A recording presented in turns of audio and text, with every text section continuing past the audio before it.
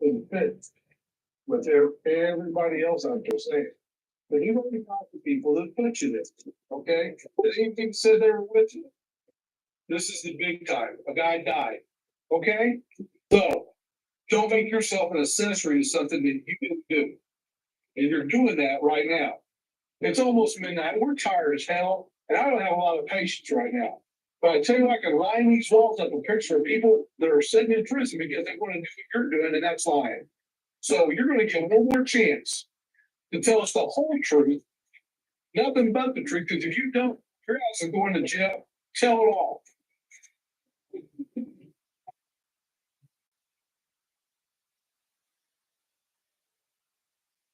In the Atlanta murder of 67-year-old Alice McKinney, the team just learned their suspect was attacked in retribution for the shooting.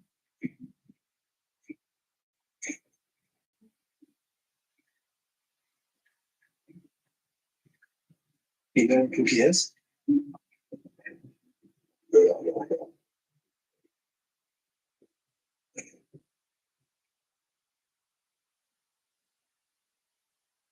So from the victim, last time it was and to be decided it was best not to stick around, so we cleared out. Leonard is the first name we had. We were research trying to get an idea.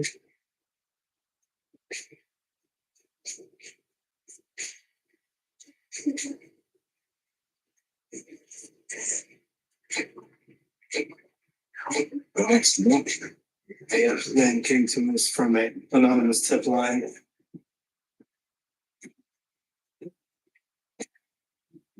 This is Leonard Ruffin, and he's our best guest at Cookie right now. This dude came in on the tip line last night. So, yeah, that's who it is. Yeah, it's gonna be him. Pretty good shot. See his name was right? 37-year-old Leonard Ruffin has previous convictions for dealing and giving false information and the gun position. They're putting together a line for him right now. I think it's pretty solid tip.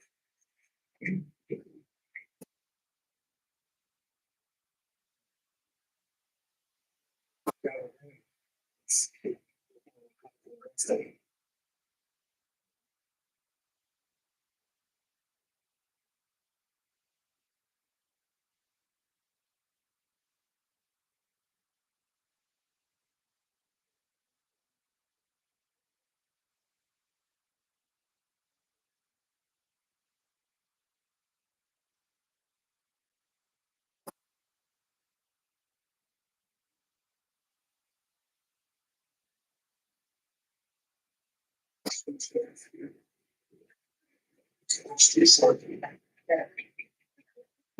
appreciate it, sir.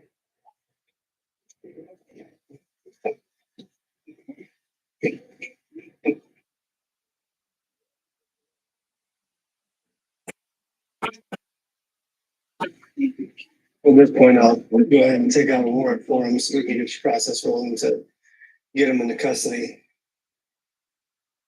Getting more cooperation than I've gotten in most of my past cases. Everybody in the neighborhood seemed to like this guy. They're all mad about the incident. Arrest warrant in hand. The fugitive unit searches for Leonard Ruffin. But as the clock winds down, story roots.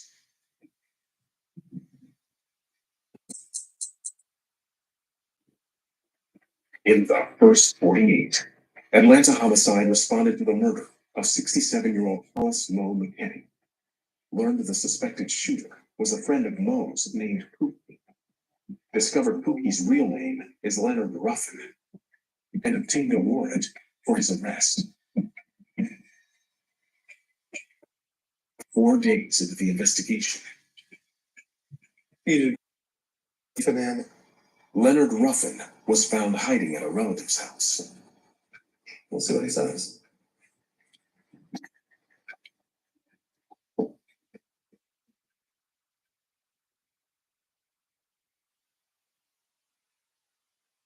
My job is to gather all the facts and all the sides of the story.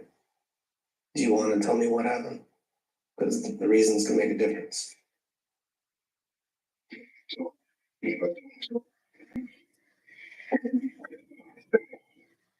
Well, I'll tell you what I got. I already got two witnesses who were there who said that you did it. It makes you seem like just a stone cold killer. So just tell me what happened.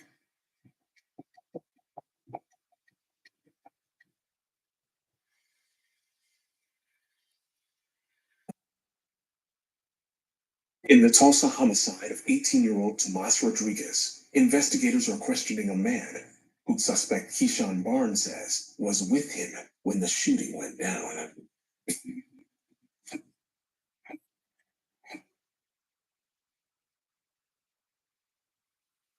Telling you, don't screw up your life. Tell us the whole truth.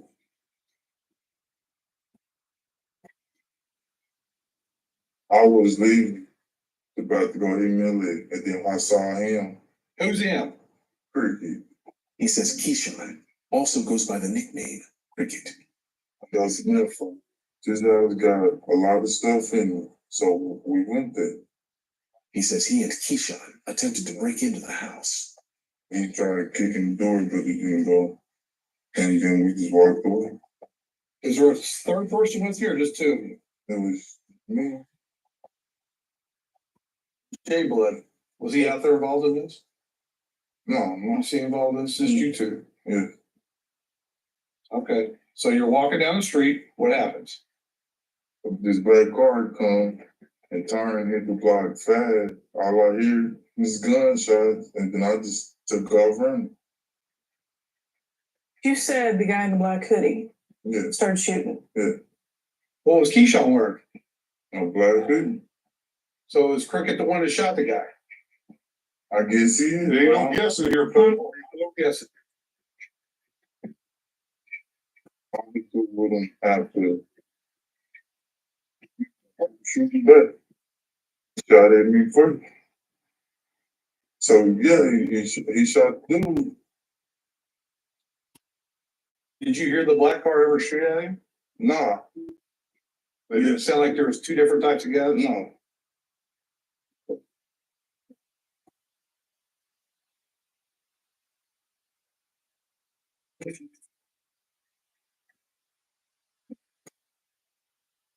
It says there's no J Blood involved. So either he's lying or Keyshawn's lying.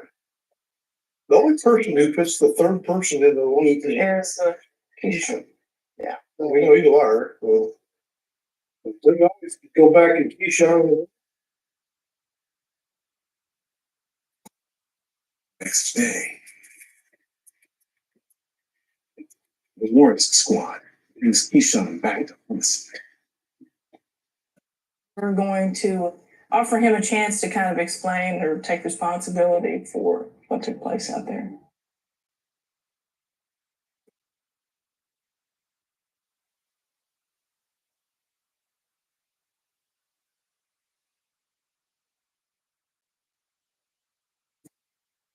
Now, do you want to talk about what happened yesterday? Yeah, but I don't want to go to jail. Well, tell us what happened.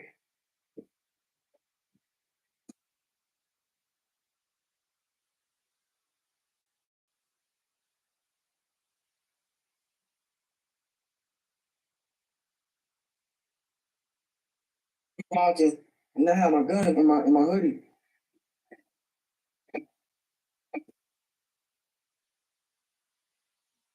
Says he and his friend were walking home after trying to do the break-in. Mexican came around the corner, pulled out the little revolver, start shooting at us. So I pulled out my gun and started shooting at him. Shoot empty my clip, only had 7 in there. And I accidentally hit him, but I didn't mean to hit that man.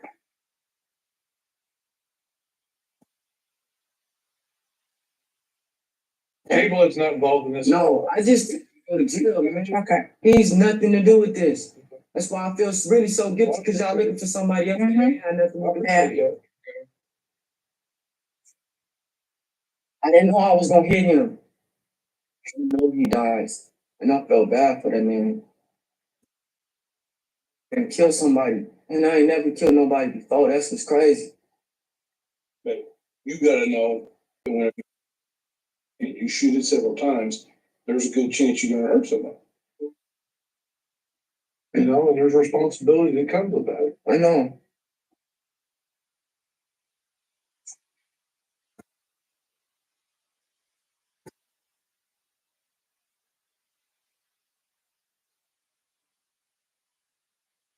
Panicked, started firing shots, firing at the car, thinking that he would just drive off and they'd be done with it. Only 22 hours into the first 48, Tulsa Homicide has solved their case.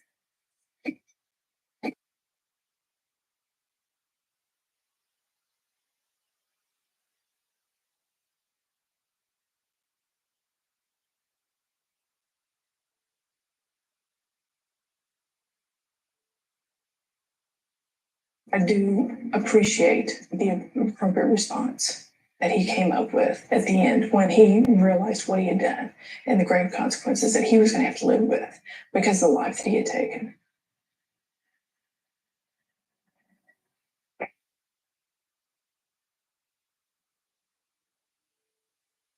In the Atlanta murder of Hollis McKinney, Detective John Egbert is questioning the suspected shooter, Leonard Ruffin.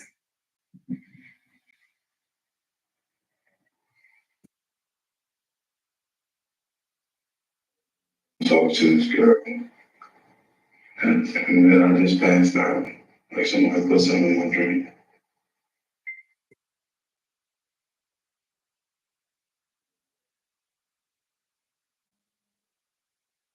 What night was it?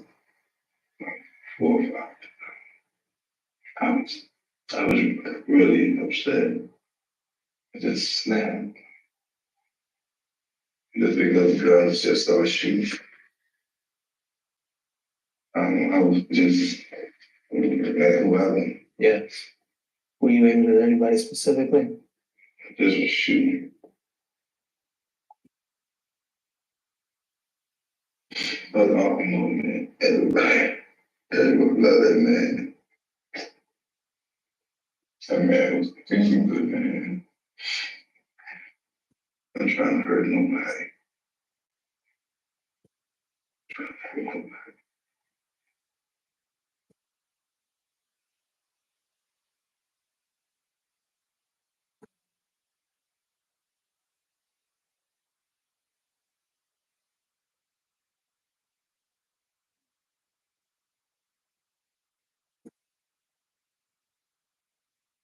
Just a moment of anger over a couple $100 of lost money, and he kills a man, ruins the lives of that man's family, and essentially, you know, ends his own life.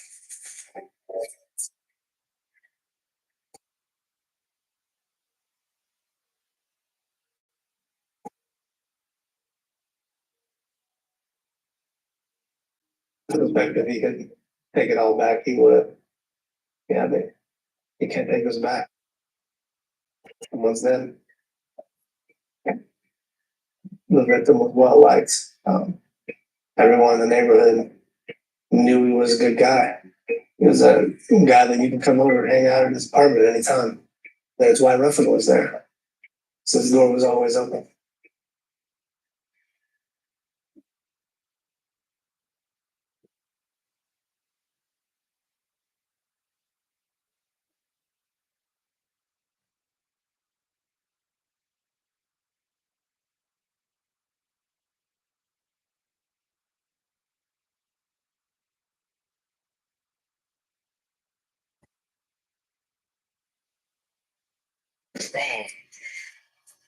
Billboard advertising, classic marketing, can't beat it. Really? What is that? Advertising in 47,000 restaurants across 99% of zip codes. It's the greatest marketing tool I've ever seen. Break open the future of marketing.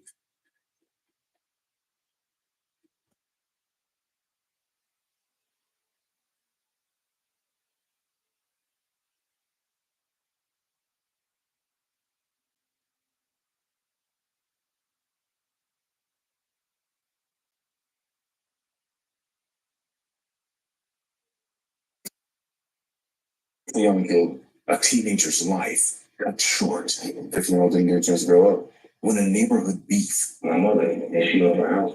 ends in bloodshed. I don't have anybody speaking for my victim. Nobody. We don't have nothing to do with it. You're rapping, praying to God that this will go away. But first, where the missing girl, a young woman, goes off the grid. Certain things is about their you don't conceive. Someone close to her front goes bad. What's the deal with my body bag? We need to get in this freaking house and speak. This is wild. And the cop is thinking.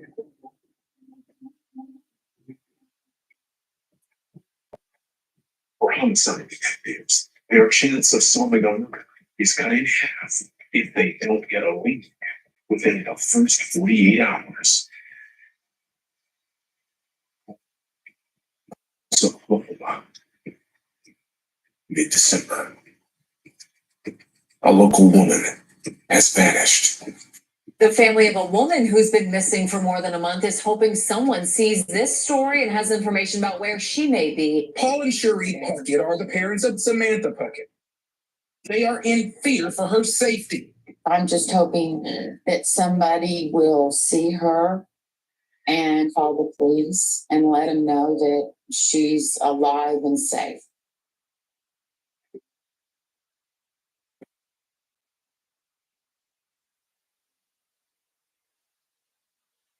Story where the missing girl, she's been missing maybe since the end of October.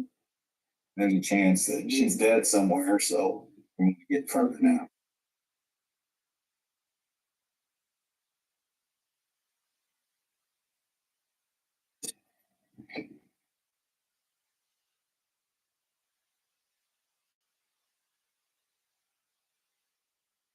Justin Ritter, Detective Justin Ritter, contacts Samantha's parents.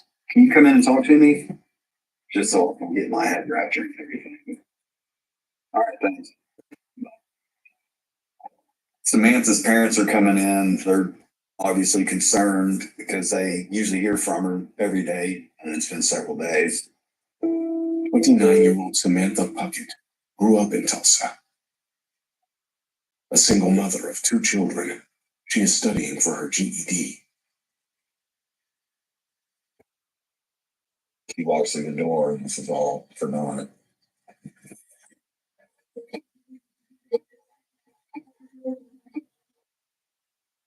Samantha's parents arrive at homicide.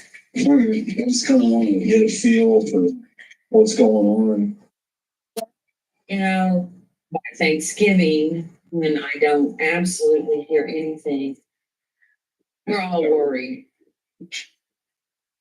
Thanksgiving. Samantha's mother says she has not heard from her in 5 weeks. The last I know, she's with him, JP. You know, JP's been beating the hell out of Samantha. And this is his MO. Samantha's father says she is in an abusive relationship with her boyfriend, John Paul Gladney. JP Gladney. Right. On the second, she went to the burn unit. They say 7 weeks ago, Samantha wound up in the hospital. She had told me that he had tied her up. She had numerous abrasions all over her. You can see the burn on her chest, which wasn't as severe as the ones on her wrist. She had tattoos of this. So he took a fork. He took a fork and heated it up on the stove and tried to burn these tattoos off of her. He's a monster. He had a body bag and he taunted her. I didn't learn this until just the other day. There's a lot of information that I didn't learn. Got that. They told me that. It came from Hannah and Wendy. He says Samantha talked about the abuse with her friend Hannah and sister Brittany. Okay, so best you know, then what happened? Samantha just said that she had to move around and that she was safe at Brittany's house. Why did she leave Brittany's? To tell you the truth, JP was doing that. And that's probably the drawback. She says Samantha sometimes used meth with JP. She voluntarily went back. She texted me on the morning of the 8th and said that she was in a safe place. And that's the last. And off the grid. Then went to JP's house. We went there before they He says he went to JP's house trying to find Samantha. had beat on the door of their house and all the windows were taped, covered with black plastic or blankets. Can't see in that house at all. Okay. This is about every look at every more feet you could see. I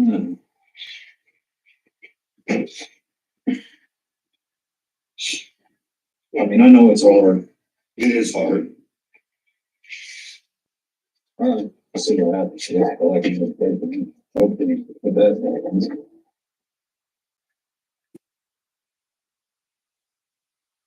The parents, I need to put myself in their shoes. I'd go 65-35. She's probably not going to reappear. But then on the other hand, when people start talking about methamphetamine being involved, and there's no telling, they'll go on vendors.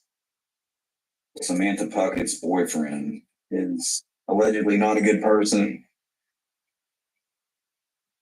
36-year-old John Paul Gladney has prior convictions for drug possession and obstructing a police officer. Homicide shredder. What kind of car? A tip comes in from Crime Stoppers. Would you guys know what the tag is? All right, thanks. Bye. Somebody called in and gave information that John Gladney, allegedly his truck's taken to a shop. They're insinuating that she was transported in the truck, so he takes it and gets it cleaned out. We need to get to that truck.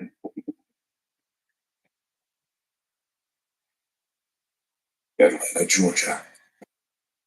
3:30 p.m. In an apartment complex parking lot, gunfire rings out.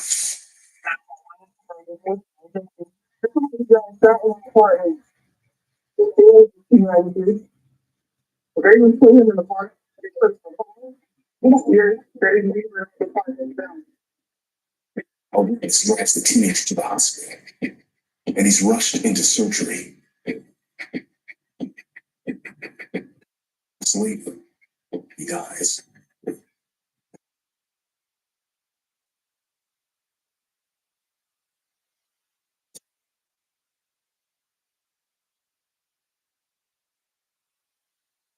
I know some kid's job, South Atlanta. I used to work the zone.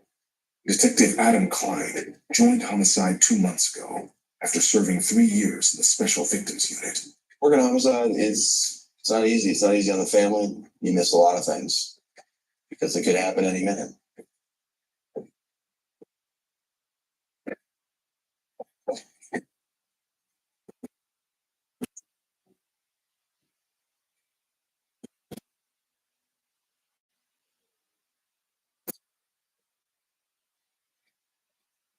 Working's wrong. Yeah, well, let's keep up. Yes. On Jack. Yes. It's a young kid. Yeah. Jaquan Stevenson. 15-year-old Jaquan Stevenson was an aspiring musician. Friends and family affectionately called him Little Rudy.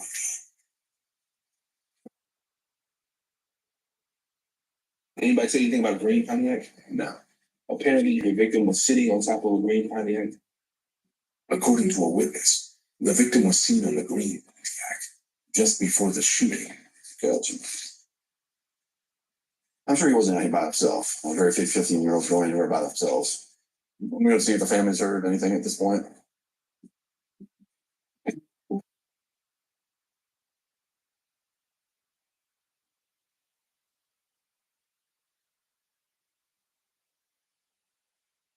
It's Detective Klein.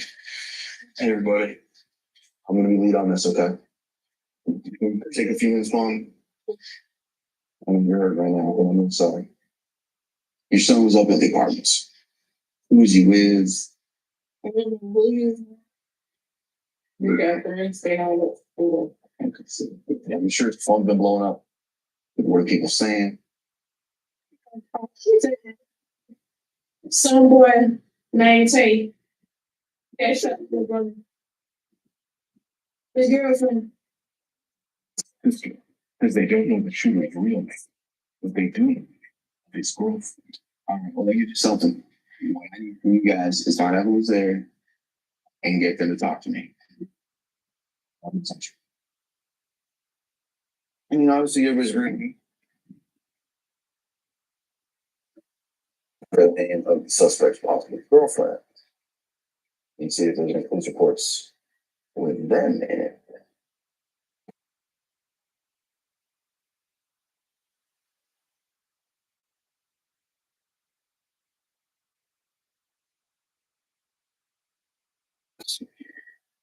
Only looks up the alleged shooter's girlfriend. And there she is. Looking past police reports, my girlfriend of my supposed suspect who was in a dispute with her boyfriend, Deontay Ross. Tay is the nickname that they're giving me as possible shooter. And guess what? He supposedly damaged her green Pontiac G6.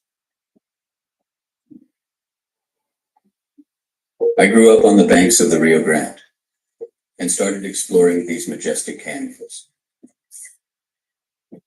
Places where people have gathered for millennia.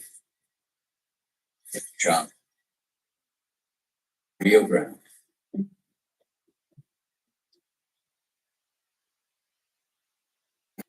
Stories are forever. On these rivers of love.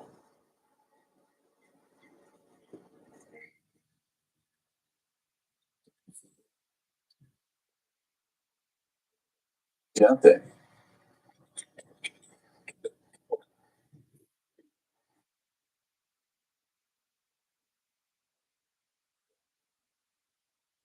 There we go. 26-year-old Deontay Ross has prior convictions for aggravated assault and theft. Possible shooter. Okay. Let's look up his interest on license. Let's see here. Klein finds a police report taken at Deontay's family's address. Guess whose house got shut up the day before my murder? Oh, Sounds. And there were multiple bullet holes in her kitchen area. Projectile was found inside the oven. but he retaliated. Now I just gotta get some witnesses.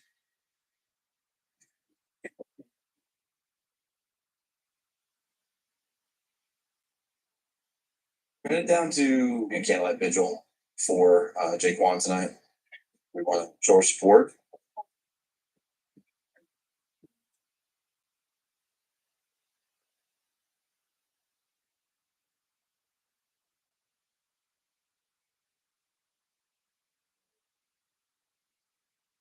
Shit's off coming out. Listen, Klein speaks with one of Jake Wan's relatives.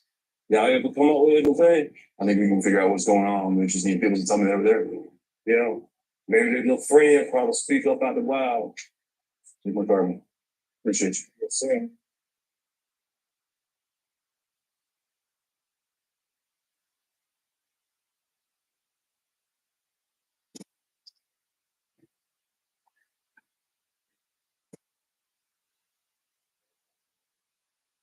He's Deontay Ross.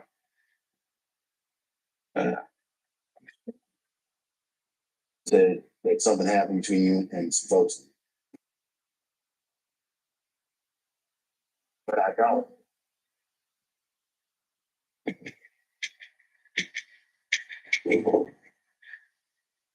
In Tulsa, Detective Justin Ritter is investigating the missing person case of 29-year-old Samantha.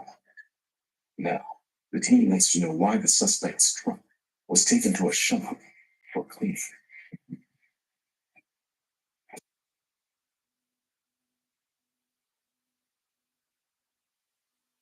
There's a good chance JP is hiding something that happened in that truck.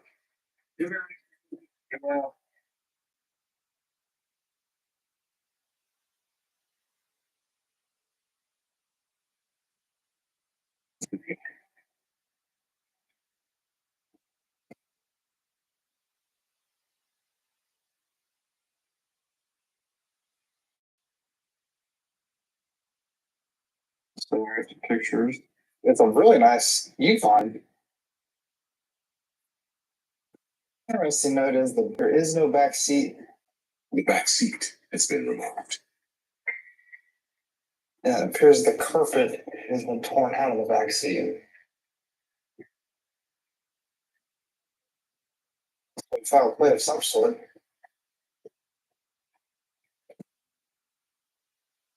Seat's missing. Cup's gone.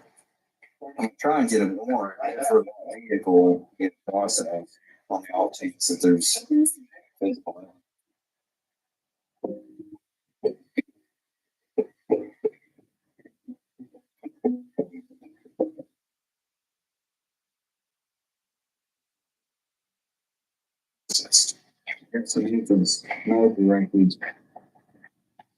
This is her right arm.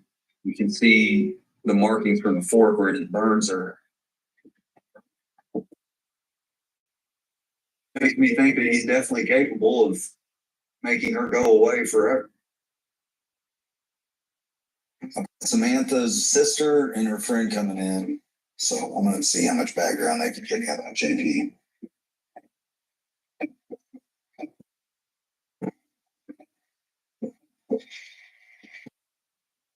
You. Samantha's sister and friend arrive at homicide. I'm just looking for her. Basically, I'm kind of gathering that Samantha, she goes to your house because she's scared of JP. Yeah. This man would torture her in the most awful ways. Or so how with you? Until November 3rd or 4th, she tells me that she needed to. She says Samantha went back with JP. Did you see her after that? No.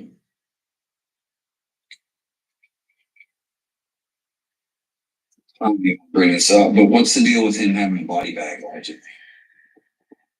He would tell her that that was the bag that he was going to put her in to bury her young.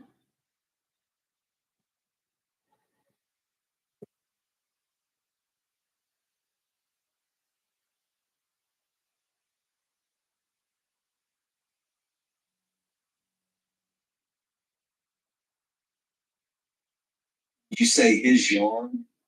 Yeah, I mean his property. Samantha's sister says JP threatened to bury her on his family's compound. It's that whole 2 blocks of radius of houses.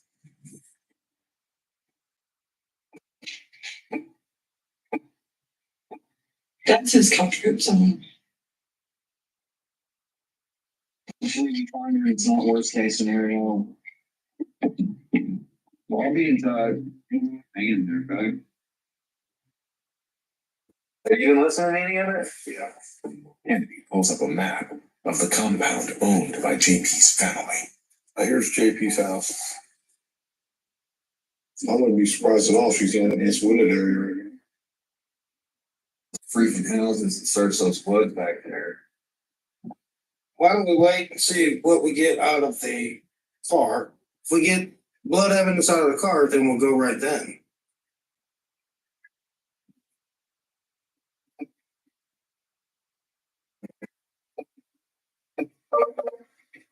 Sure. As the clock winds down. All right. Sounds good. Thanks. We've got a warrant for the Yukon that JP was driving. We're thinking that Samantha was transported in this car, so we're gonna see if there's any biological evidence from her in the car.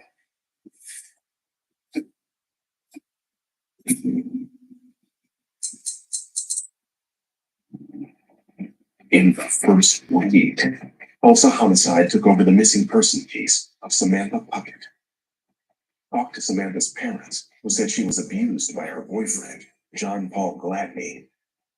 Discovered the back seats and carpet in his truck were recently removed, and learned Samantha told her sister that JP threatened to bury her in a body bag.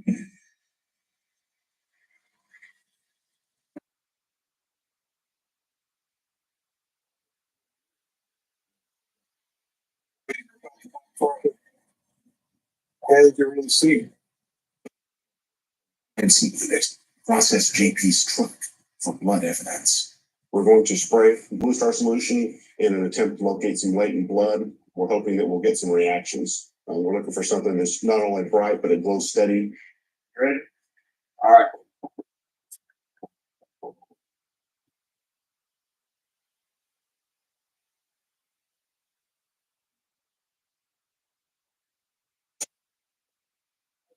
Look at that, Mark.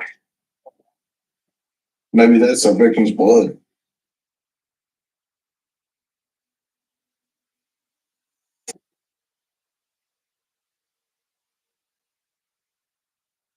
In the Atlanta murder of 15-year-old Jaquan Stevenson, suspect Deontay Ross just called about the shooting.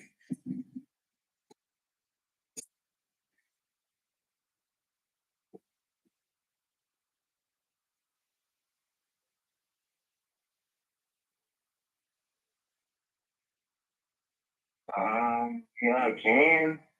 Deontay says he'll come to homicide tomorrow. We'll talk to you later, okay? All right, boy. All right, bye. Okay. I don't know what the truth is right now.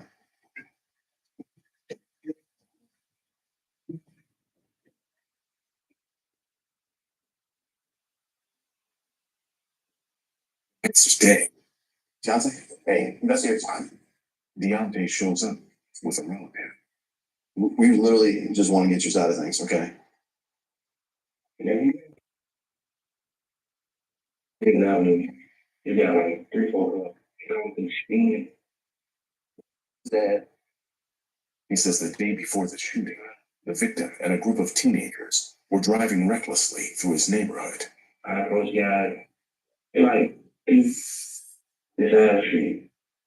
Later on that day, I get a call from my mother, and she went for her.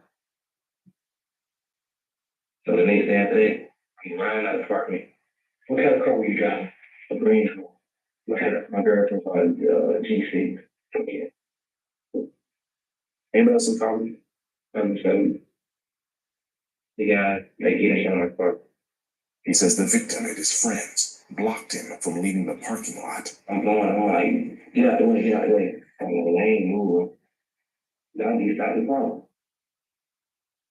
Now she mine. Keep on. One of the dudes does like this, reach for the gun. Right? He touched me. He says he tried to get the gun away from the victim. Next thing I hear, wow. I'm looking at him like shot like this. It was like a tussle and the gun went off. Yes, sir. The gun, did it discharge while it was in his hand or was it in your hand? My hand, so it's in your hand. Okay. At that point, no, he was shot. Yeah, sir. I just checked myself and got about us. So scared.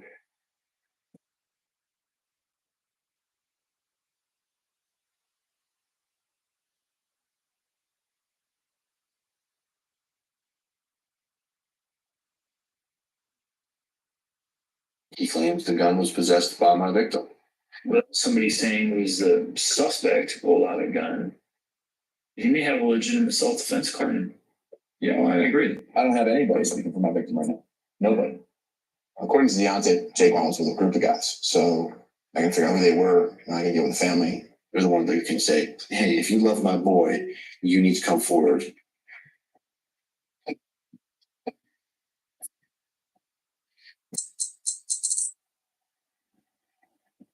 In the first 48, Atlanta homicide responded to the murder of Jaquan Stevenson. Learned a witness saw a green Pontiac at the scene. Discovered the green Pontiac was linked to a man named Deontay Ross, and interviewed Deontay, who claims he shot Jaquan in self-defense.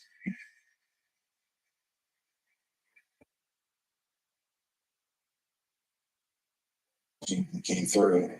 The next night, We're going to see one of Jaquan's friends who was at the scene with him.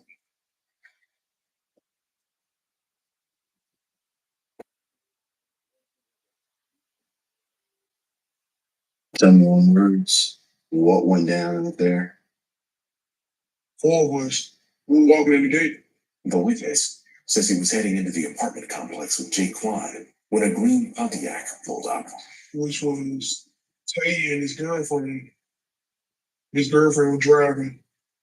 Then he hopped out the car with a gun. He was like, anything about my house getting shot up the other day?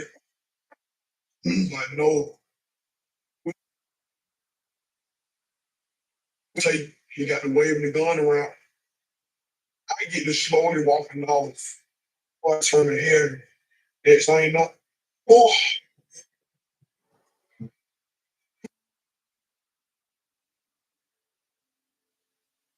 Just you. One shot. Turn around. Tay hopping in the car. His girl pulling up. Then I see Rudy fall behind the car.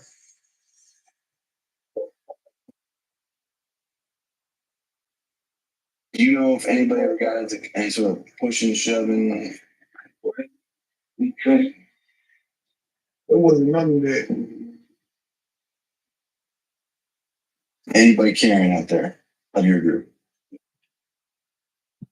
Nobody. So Jaquan Stevenson did not have a gun that day. Yeah. I appreciate it. It was a very different story than what Deontay had to say. He basically said that there was no no fight. So he just shot him. And apparently Deontay's girlfriend was at the scene, hoping that she'll come talk to me and confirm this witness just told me.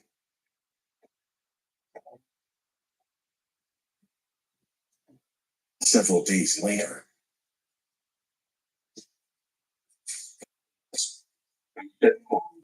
Deontay's girlfriend agrees to come in with a relative.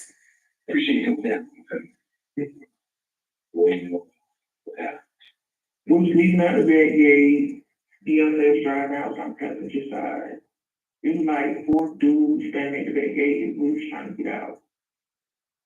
The dudes wouldn't move, so he jumped out of the car. He said something, I don't know. She says she stayed in the car as Deontay argued with the group. Do you have any idea what the argument was about? No, sir, the radio was up. They started something, and from there I heard the gunshot. And I didn't know where it was coming from. I mean, I was ducked down in the seat. And when he got back in the car, he didn't say that to me. I talked to a lot of people that were there. What you're telling me, that's not what happened. The honest truth is, you're wrapped up in what's your next, and you're praying to God that this will go away. But it's not going to go away.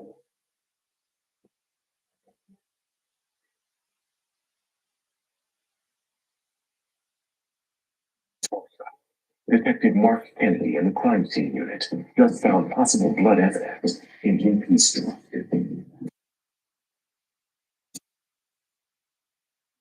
Reactions on the back of the driver's seat. Got reactions on the doors. And some of the best reactions that I've seen. So infuriating. Just tell me to read like pour up that carpet and make a lot of blood on it. We're going to test it against DNA that we can find from the victim through her family members.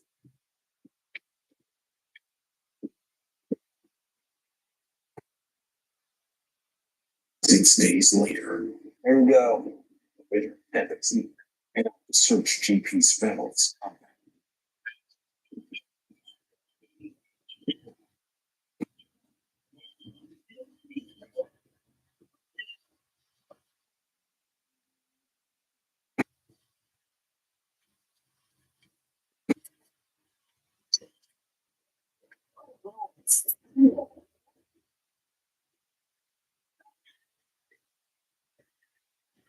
The team approaches Jaden's house.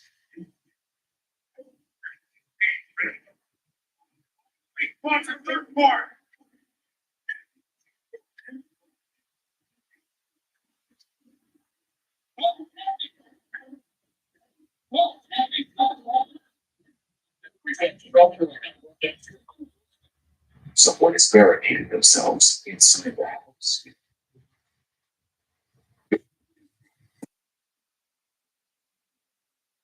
Wow.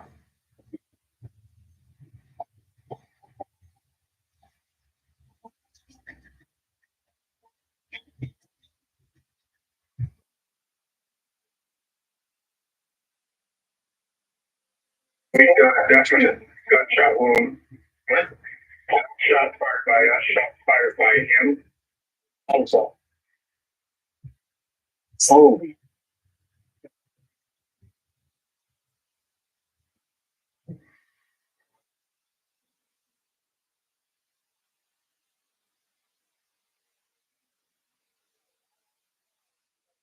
So we just call gunpowder.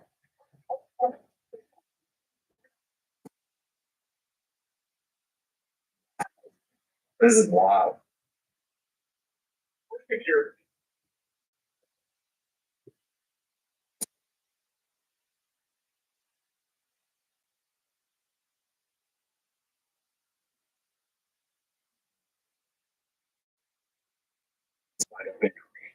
They find JP Gladney dead with a self-inflicted gunshot to the head. And there. Well, we gotta find her. Then. She said, John came down yesterday, we talked about, it's I'm in trouble. A woman in the neighborhood from school with information. She said, that body's him. I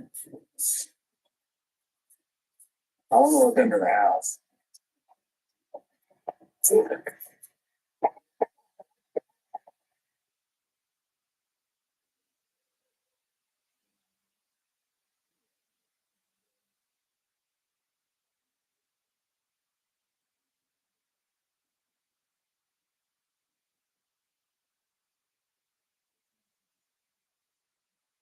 Of Samantha's body.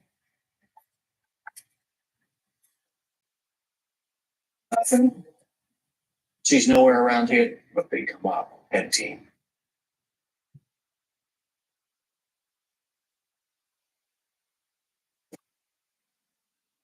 Call Samantha's parents. I'm sure they'll take JP killing himself as a sign that he's guilty. I wish I could tell them that we found her, but we'll continue searching for her.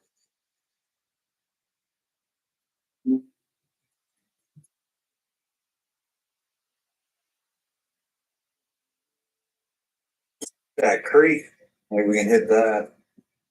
After 6 months of searching for Samantha's body using cadaver dogs, Saw JP in this neighborhood a couple days after Samantha disappeared.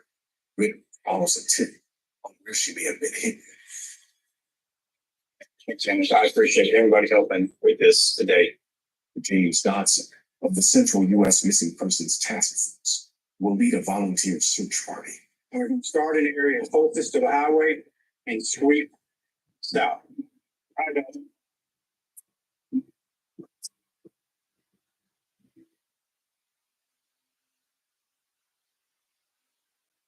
Right here.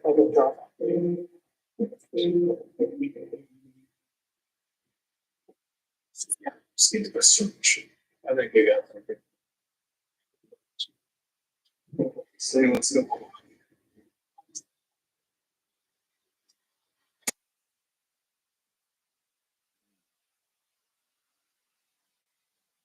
Any kind of closure. Be unbelievable.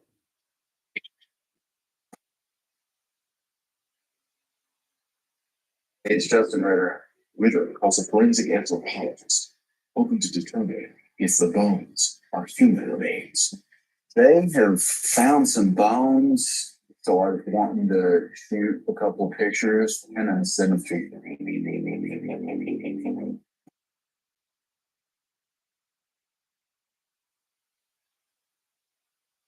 At the murder of Jaquan Stevenson, Detective Adam Clyde is trying to get the suspect's girlfriend to come clean.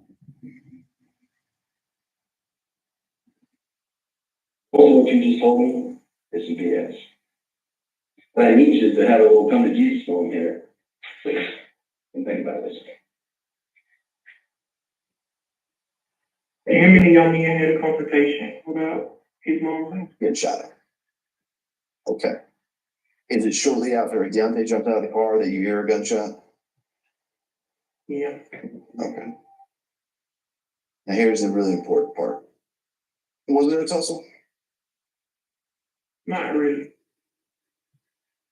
Did Deontay shoot that young man? I mean, if I had to take a guess for, I would. Okay. They meant that there was no physical confrontation. So we got some warrants.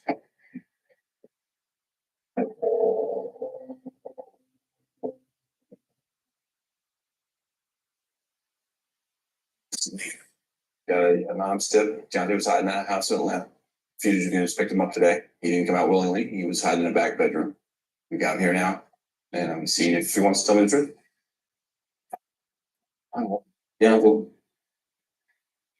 basically, the statements that you're making to me before don't really match up with people that were out there. And yeah, I know your mom's house was shot up. You're pissed off, justifiably so. Yeah, I was mad about the situation. I don't like none of that, bro. People shooting up people's house. And that's what I was arguing. And he's like, yeah, I go to my house and do what I want.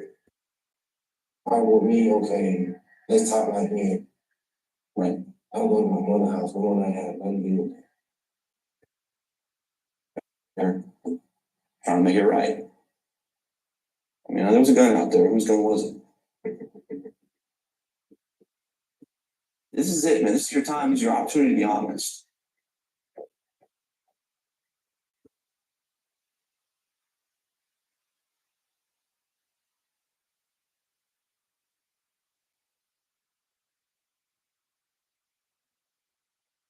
What I want. I hate this.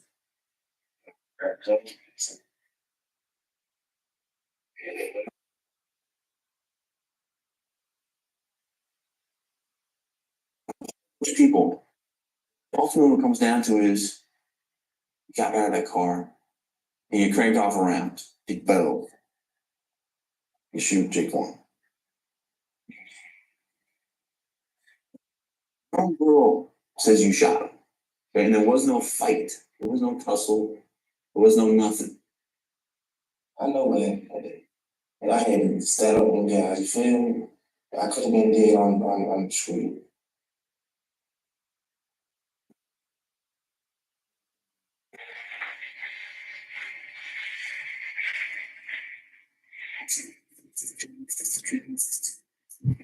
He was pissed off. So he wanted to handle things himself and go about it that way.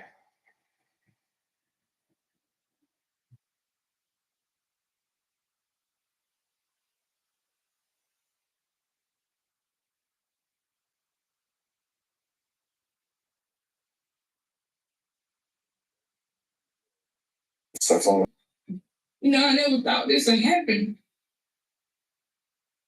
I told him that if you don't stop what you're doing, you're gonna be dead. I don't know how to be able to take it. This is what you tell your kids. The streets is nothing to play with. People always say you're gonna be all right. You feel like you're gonna be all right. You know what? He ain't coming back.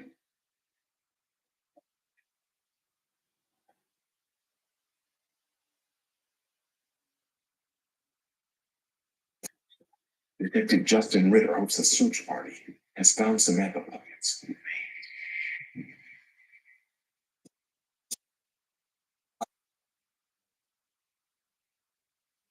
photos of the bones to the forensic anthropologist.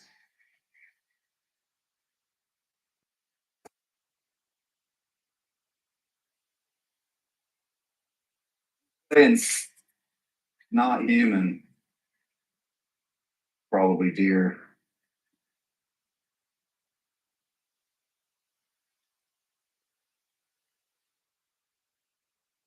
Yeah. Keep going.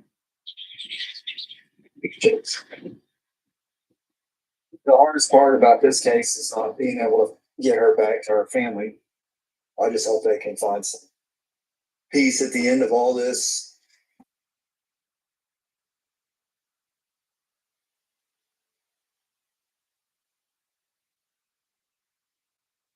Eight months since Samantha went missing. We're having a birthday party for Miko. Miko is Samantha's oldest. It's definitely been one of the harder holidays to get through. This is one of my favorite pictures.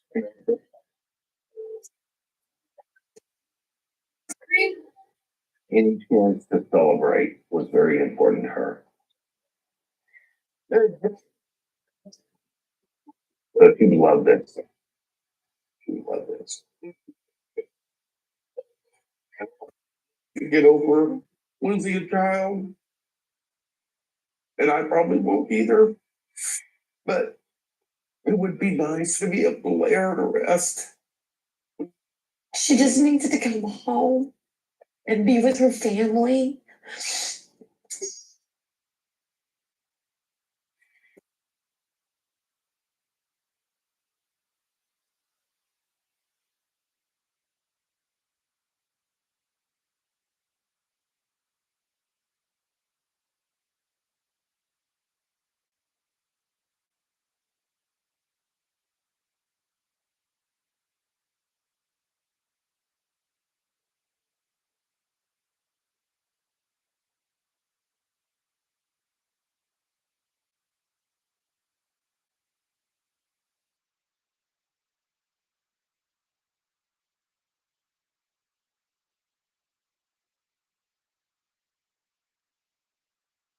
Plenty of inexpensive composites and what alternatives these days? Like to use real wood kits, hardwood floors, kitchen cabinets, you name it.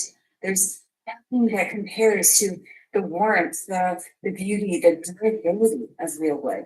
And real wood brings extra resale value when it's time to sell. Our suppliers aren't pushing real wood product. But we are. Real wood is always the right choice. Plenty of inexpensive composites and what alternatives these days? You like to use real wood products, hardwood floors, kitchen cabinets, you name it. There's nothing that compares to the warmth, the beauty, the durability of real wood.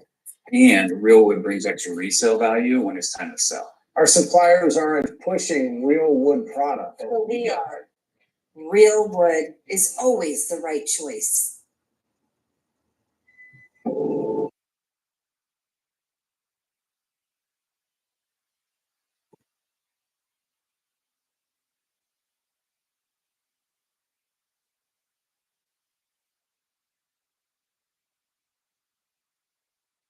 Something.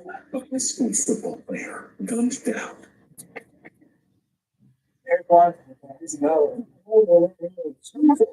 When his friends make a deadly decision. There's three kinds of people in that investigation: witnesses, victims, and their suspects. So which one are you gonna be?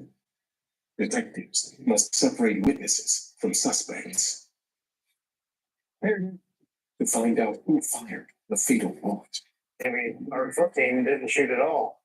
We're gonna do what we gotta do, ain't that right, Marcus?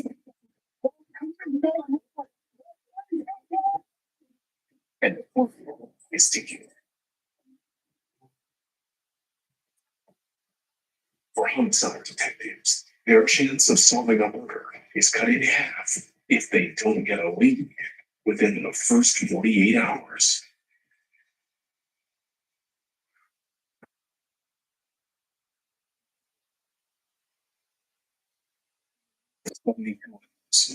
The murder scenes just hours apart. The city has been hit with an unprecedented wave.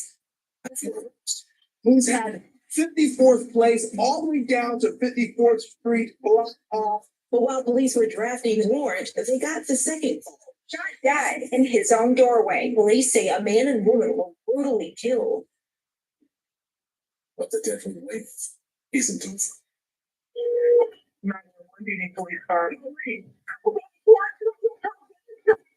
Is anybody shocked? The SUV is past my corner and went straight, and all we heard was gunshots. What kind of SUV was it? It was a silver Porter SUV with in the wheels. Oh my God. Police raced to the scene. False 10. A silver SUV pulls into the house. In the back seat is a young man. There.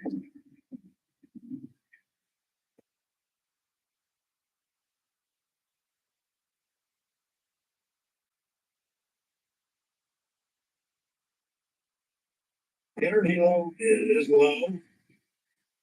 He's had 6 murders in 3 days.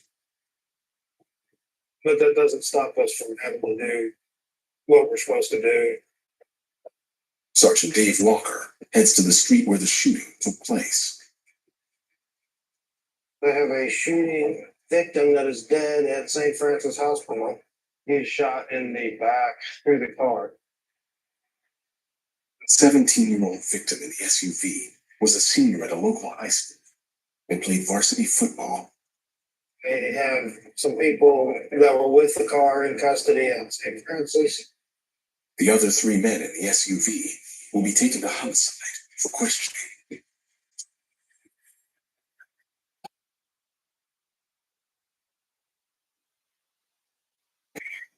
Water.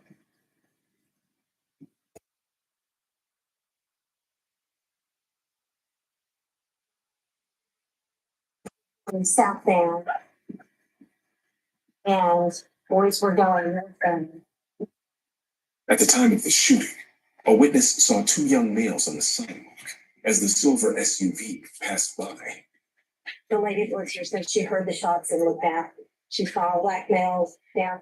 The 2 men were on scene when patrol arrived and taken to homicide.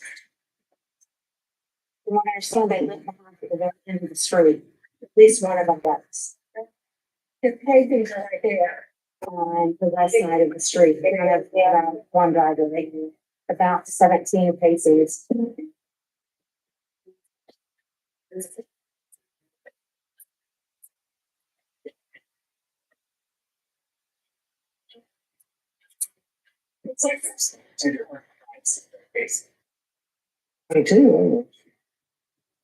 The team finds both .22 caliber rifle casings. That looks 40 caliber. And .40 caliber handgun casings. All right, can you take your low light and find the gun? I wish. We look.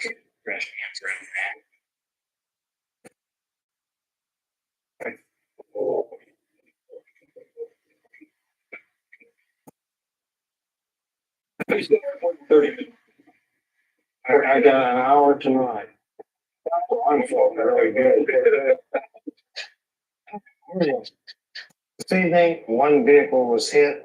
There was 4 occupied in that vehicle. 1 person was shot and killed in that car.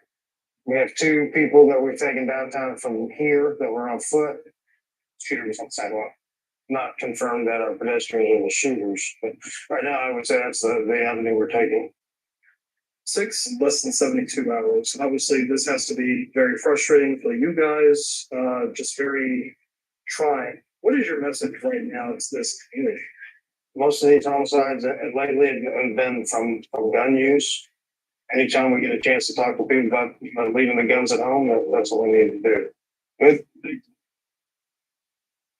Back downtown. Hope you get some sleep. Oh, thanks. Another long night.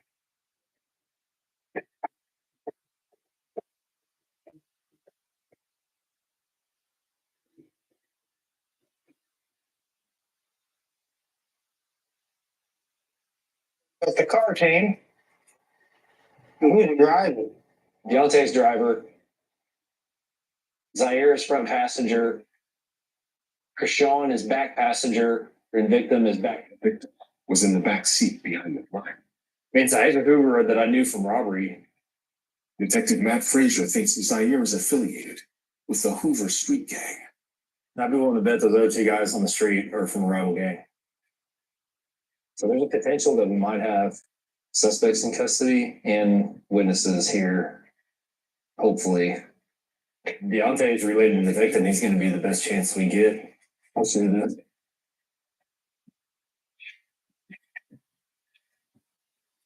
Okay. All right, man. Here's the deal. We're not here to judge anybody. We just need you to be 100% honest about what happened tonight, all right? Okay, so, man, take me through when all this started.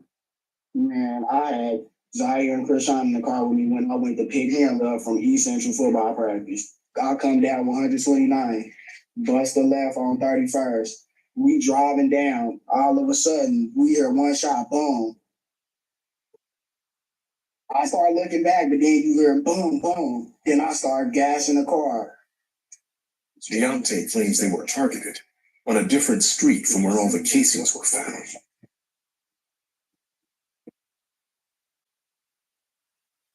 Here's the deal. You want us to solve this, right? So to do that, you gotta be totally honest with us. And I'm not gonna lie to you. The story you just gave us doesn't match with anything. Person 129th. You know exactly where this happened at. So let's just get it all out on the table right now. All right?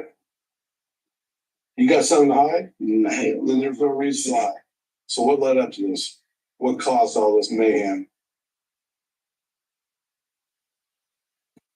Dude, it's weighing so heavy on you. Come on, you want to get this off your chest and you know it. So I'll tell you what, I'm not going to play games with you no more. We've been up for freaking 50 hours working homicides all damn week. But I'm not in the mood to sit here in this damn interview room for a freaking hour trying to get you to tell us the truth. I'm tired. We're all tired because this is the sixth homicide we've worked in 3 days. So tell us what the hell happened.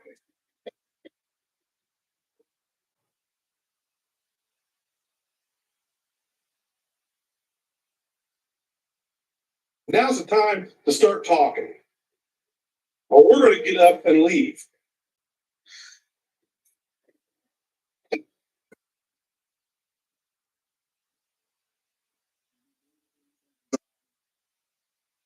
Are we going over there really just talk or what?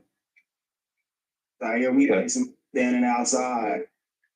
Then I stopped the car, boom, I don't know, well, I seen somebody pull a gun out, boom. Then I'm tired in the corner, start shooting. Did you go looking for him or did you just see him down there? It happened to see him. They were in the yard. How many were shooting down the street? Only one person. Who'd be shooting you guys? Seriously. Somebody shot our apartment at. And why would they be shooting you guys' house up? You guys got beef with somebody? Somebody getting in a fight, man? Or you guys hanging around with some gangsters? I mean, what? What's that everybody? She from Hoover. Were these guys you saw, are they from Blood or are they from? She like from Blood. So they're from Blood? Do you know any of them at all?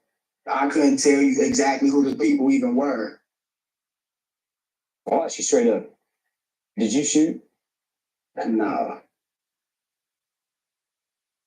There's a lot of holes. I mean, I think they're trying, but you're not telling us everything.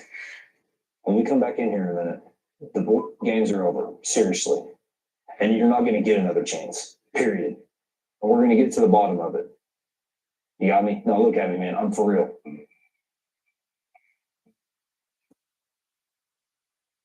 Okay.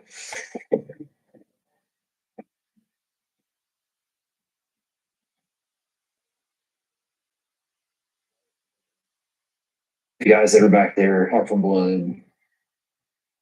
So it's gonna be a gang deal between Bloods and Hoovers. These things are in the street. On 125th, there's 22 shells and there's 40. Okay. So, straight.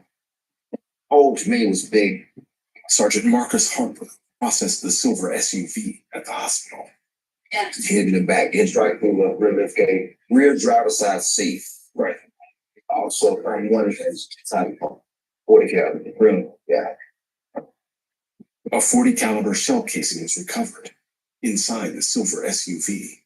Well, that definitely means somebody from inside the Equinox was shooting 40 caliber, which means the guys outside the car had to have had the 22 caliber rifle.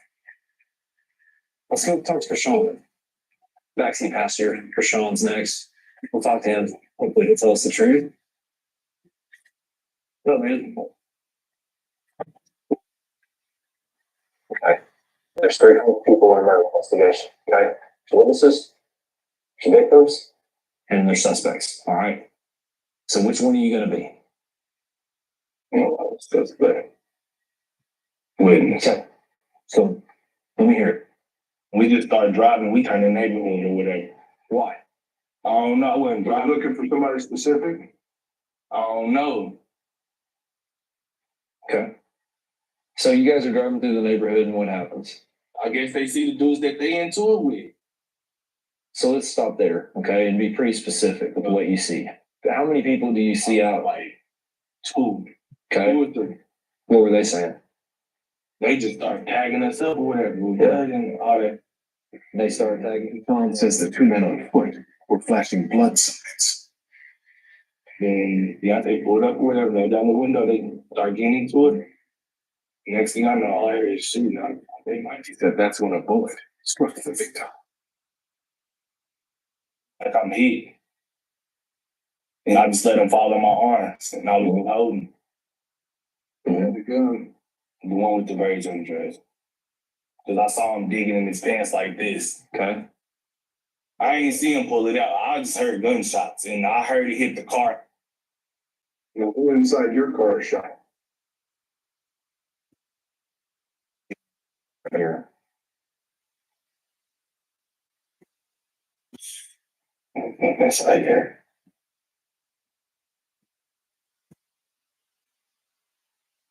Here's a real important thing that matters. Zaire, he started shooting at them first.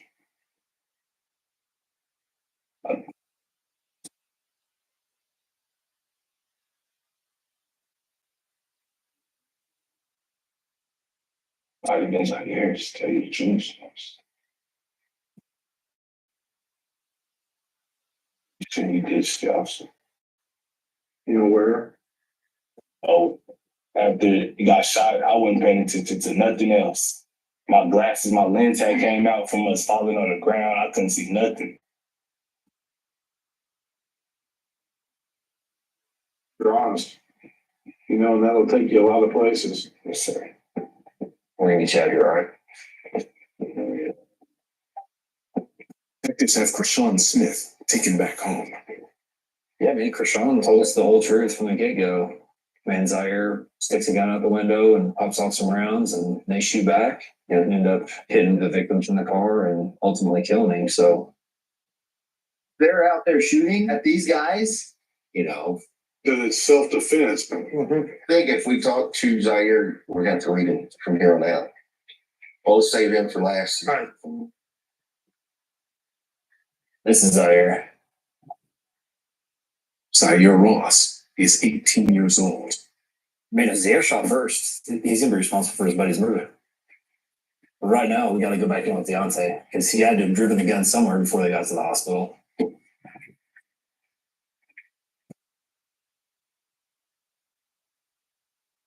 Mr. Mullen. It is my belief that nobody, you or them, intended for anybody to be killed tonight. But our actions have consequences beyond what we think. So, what happened? When I seen them, we stopped. They seen us too. And they said, "What's up, blood?" So who pops off the route? Is Zaire?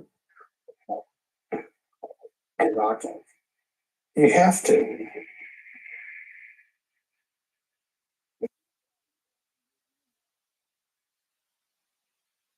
Okay, and here's the other real important thing. Where's the gun? You guys stopped somewhere on the way to the hospital. Where did you stop? I stopped out. What part? Very part. So Perry Elementary School? In a trash can or by the playground? Because elementary school kids are gonna get moving tomorrow. We bring to the school. Why don't you take us where you parked and where he took off, and then we'll go from there. We'll find it. Need to get that gun. Zaire's 40. He said Perry Park. He's willing to take us now to get that gun. Let's go get it. Okay, here we go.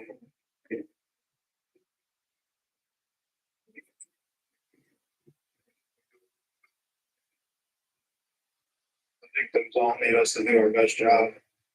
I think that's what you're saying here. You can't be more proud of the team you work with. We got a lot of area in this part. I mean, you don't really want a kid finding the gun. We need to find it.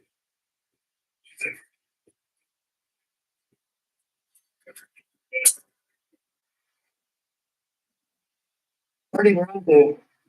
Remember that light, John?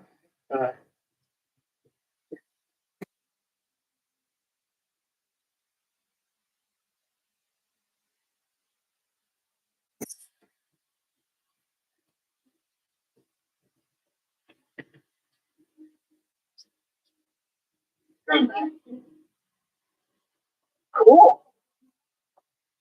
That 22. So he's supposed to have a 22? He's got the 22? Oh, the bitch. That's not what it. There's a 40 casing in the car. That's bizarre.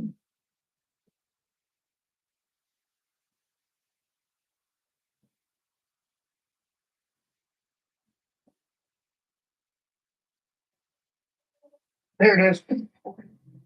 22 rifle. And then the hand 40.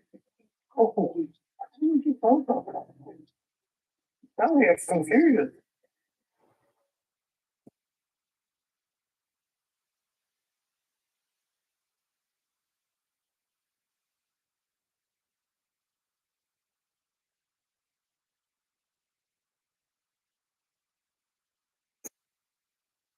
So we've got two shooters in the car.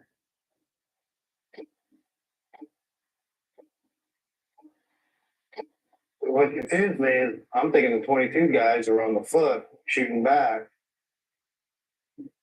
Maybe our foot team didn't shoot at all. So the only thing I can think of is that Zaire gets out and starts chasing him and shoots as he's driving down and he hits back of the car. He's gonna shoot. I don't know. Can you imagine us not doing this and little kids finding it? It's not something I expect. May change everybody's configuration on this. We have a 22 rifle with a magazine. We can go here. So the people in the car had two guns. I fully believe our people on foot are still shooters. There's 3 guns involved. And we're gonna talk to the Bloods and see what they say. The team turns to the young men who were on foot.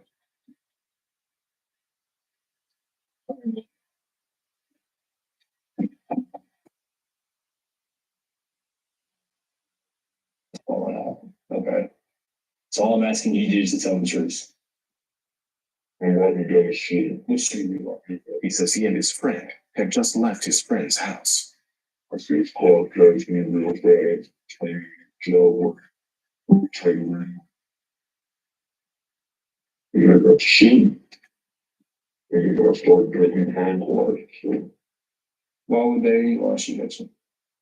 Be on the beach. I didn't see no faces. Man, before they rolled up, were y'all tagging them up?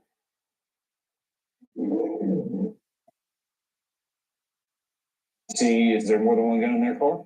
Could you tell? Sound like two guns. Okay. Which one of you guys had a gun? We ain't got no gun. And you understand that this is a murder investigation, right? Somebody in that car is dead.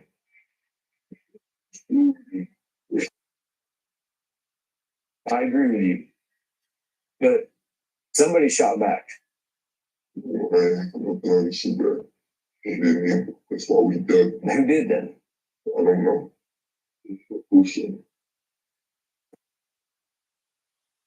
Sit tight for a little bit.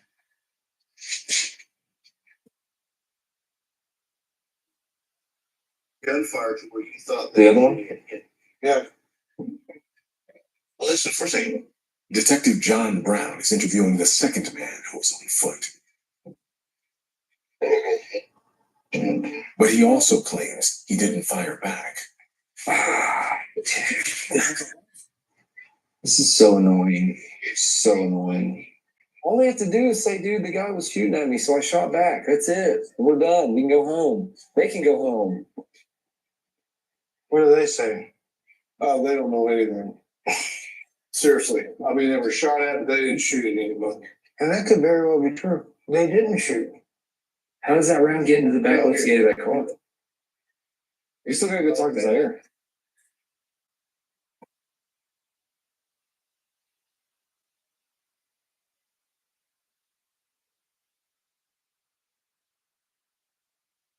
Man, we've talked to everybody about this already, okay? And we know what happened. So I'm gonna give you an opportunity to tell your side of the story. Okay? You understand that? It's 3 o'clock in the morning. And we haven't slept in days because we've been working murders nonstop for the last 3 days. So my patience is pretty thin. I'm sure Detective Frazier's are. What happened out there?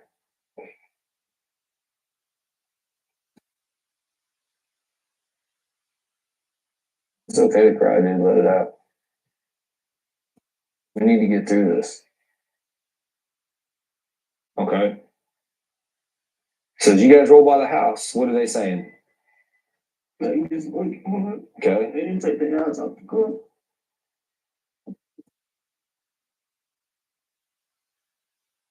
Set up, man.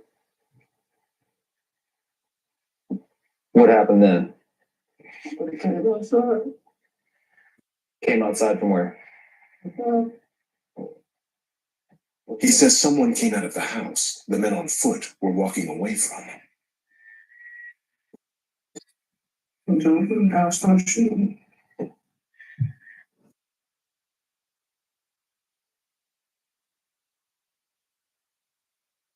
So somebody came out of the house. Who was it? Help me out here. I don't know.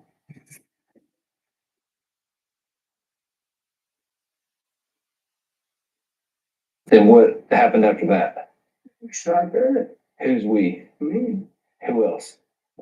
Who had the rifle? Look at me, man. Who had the rifle?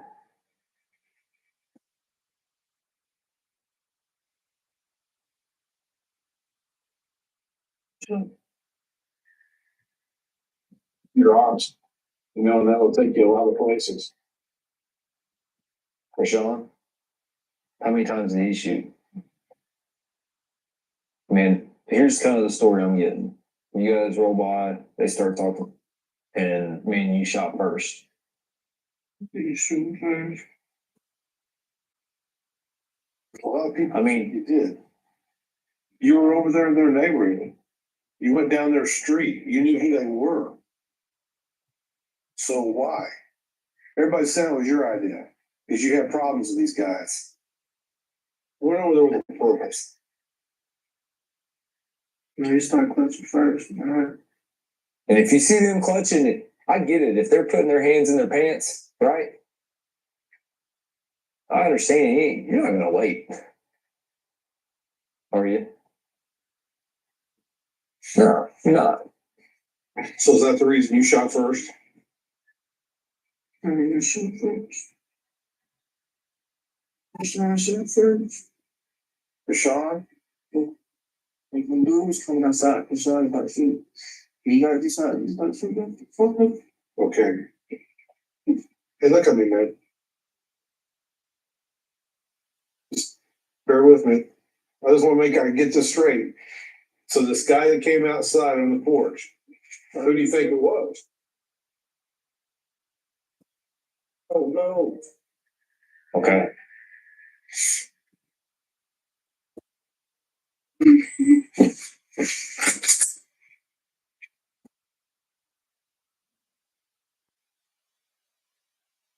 We got some mystery man on the porch, just, going around downrange with his car. I mean, it would back up the story that the foot team wasn't shooting back. Well, now we know Krishan's the second shooter in the car. That guy we thought was telling the truth. So we need to go scoop him up before he tries to leave town. Rashawn, you wanted him back down here? We can get him down here. Rashawn's playing the tuba in the band. He looks like a stinking bookworm. Thinks he got away with. Where'd you pick him up? We took him home. Well, I've got his address. I say we go get Krishan. Tell him we got some more questions.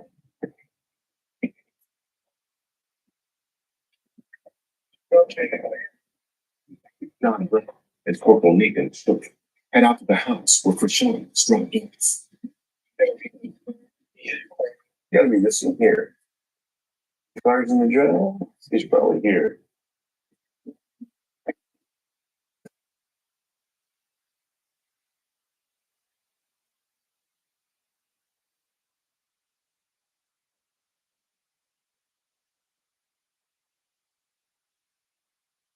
Oh, self police.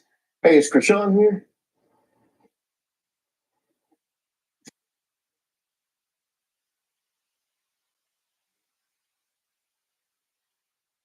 Is it here by yourself? You and your wife.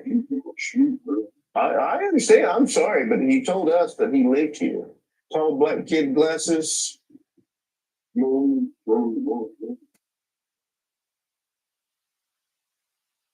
Sorry to wake you up.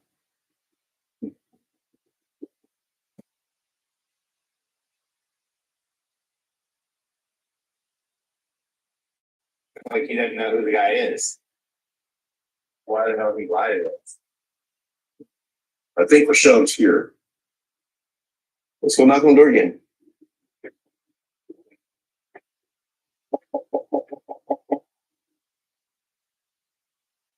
I didn't go to sleep that fast.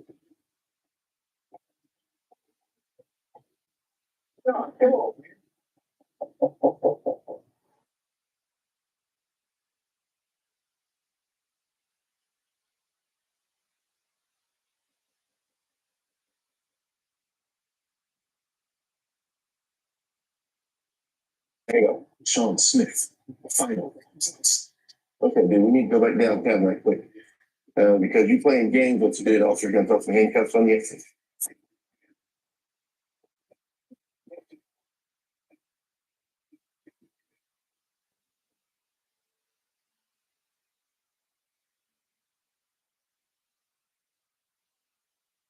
I'm gonna talk to Krishan again, stick it to him and see what he has to say.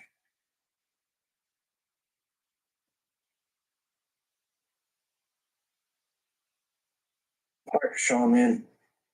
I gave you a chance to be honest, and I know that you weren't. And now it's time for you to come clean. All right, so let's hear it. Dad told me about that their house or whatever, and we all like brothers or whatever, like. So we took it upon ourselves and retaliated. And you had the 22 rifle. Yes, sir. What's out your Yeah, 40. So you guys start shooting then? Yeah. I shot for a little bit, then I stopped shooting. What'd they do when you shot at them?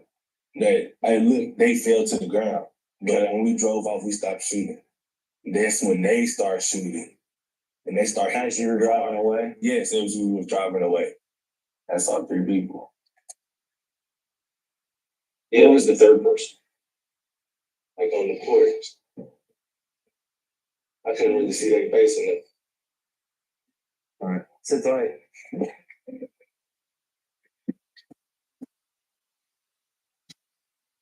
Like you pulled him in the principal's office for stealing pencils. You know what I mean? It's so nonchalant, like, yes, sir, I'm sorry. You know, I did something wrong, blah, blah, blah. It's like, dude, his friend's dead and he's gonna go to prison. They just don't care. Krishan admitted to shooting. They hatched the plan. They were gonna get back at him for shooting up the house. And Krishan go for felony murder. But did we charge the driver too? You can. Didn't shoot. But is the driver in the vehicle used to facilitate a shooting? Man, we're gonna charge all three in the SUV, including the driver, Deontay Mullins. We're missing the shooter from the porch.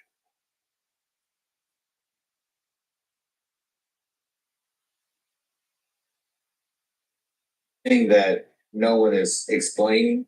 An officer said that when they're there responding to the shots fired call, some guy shows up. They said stepdad. I don't know who he is, but stepdad's older, a little heavier, and he was profusely sweating. The older man was with one of the young men on foot when the patrol arrived. Man, if there's a stepdad that's seeing that there's a problem, freaking put around down. I mean, that's not out of the question.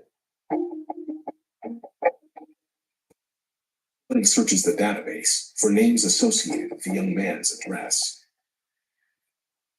Roger Carbon. Roger Carbon? Is his stepdad? Me, the old school blood, don't you? He was the stepdad that the officer saw, and it's probably going to be the black male from the porch they popped around off. Rick Rock is Roger's old nickname. I bought ecstasy from him like 6 years ago. Rick Rock, baby! Bring back old memories. Well, what are you gonna do? You search warrant the house? Yeah, we're gonna have to. You may check it out, but we gotta go search for a gun, man. We're gonna do what we gotta do, ain't that right, Marcus?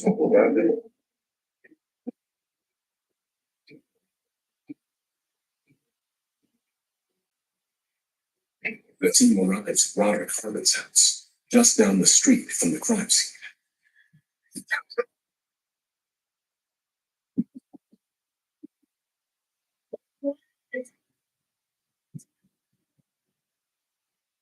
One police, come to the front door.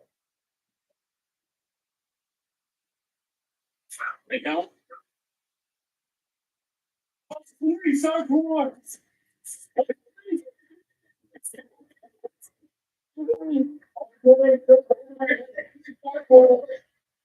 Get back there. Anybody's in the house?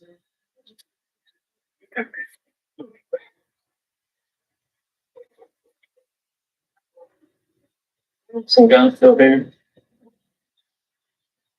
Right here. There's one. No.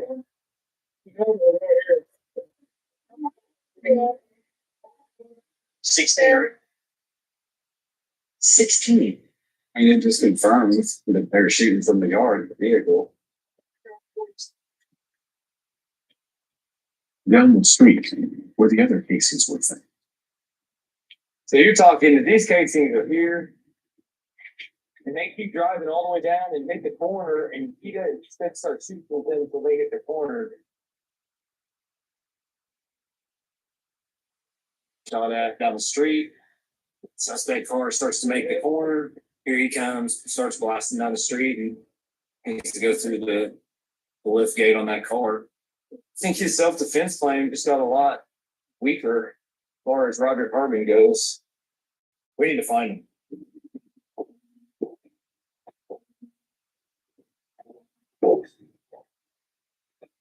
6 hours later, Roger Carbon said that showed up. He wants to probably make a statement after we destroyed his front door. So he said, ready, man. Roger, what's up, man? I appreciate you coming down here and talking to me. Tell me what happened last night, man. Okay, so get this. I went to Walmart, came back home, I run right into them. And they like, somebody shot us and boom, one of the patrolmen coming down the streets. So I tell him, these is the guys that just got shot at. So I wasn't there when the incident took place. So you're saying you weren't there at all? I wasn't there at all. Yeah. Okay. Man, Broderick, I don't think you're being honest. Okay. Let me ask you this then. You know we served a search warrant on your house today, right? Yeah. I mean, there's 16 rounds in your front yard, 16 casings in your front yard, okay? And witnesses say you were on the porch and shot at the car. I mean, we understand. We get it. I mean, these people are shooting at your son. Here's the deal. We have to explain what happened. If we don't have your story, that's a big part of the story that we're missing. Would you agree with that? Yeah. One of the guys in the car is dead.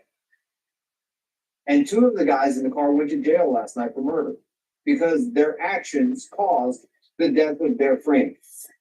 But when we tell this whole story, you're a piece of it, and we have to put your piece in that puzzle. Tell us what happened.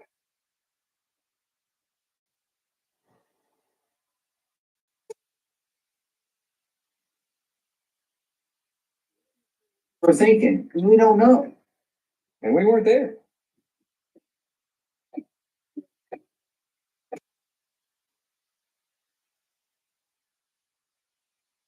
See, or would you be thinking your wife on the porch?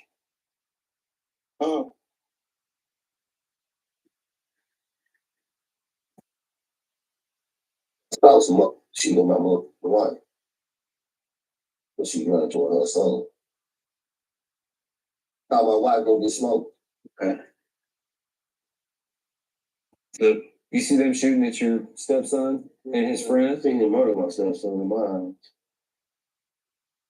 I didn't know if they was alive. And if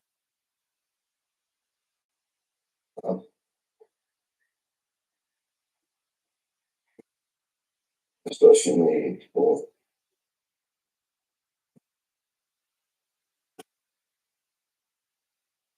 now were they before when you started shooting? it was a house away, man. All I know is I kept hearing my wife screaming. Where did that gun go? Destroyed. And why'd you take it apart? Because I'm scared, man. Okay. I appreciate you being honest. All right. I thought my kids were dead. I thought my wife was running towards them. All that stuff you told me, we don't get it unless we talk to you, man. That is what it is. Okay. Cool. It took a minute, but man, you came with it and told us the truth, which I appreciate. Hang out for 1 minute. Okay. You know, he came in initially and lied because he's scared about going to jail for that gun, being an ex-con, but you know, he finally told us the truth about what happened. So, you know, he watched his stepson and his friend almost get gunned down, and then his wife, you know, running towards her son, you know, in his eyes was defending himself and his family. So all questions are answered, and I may finally get some sleep. Detectives led Roderick Harvey.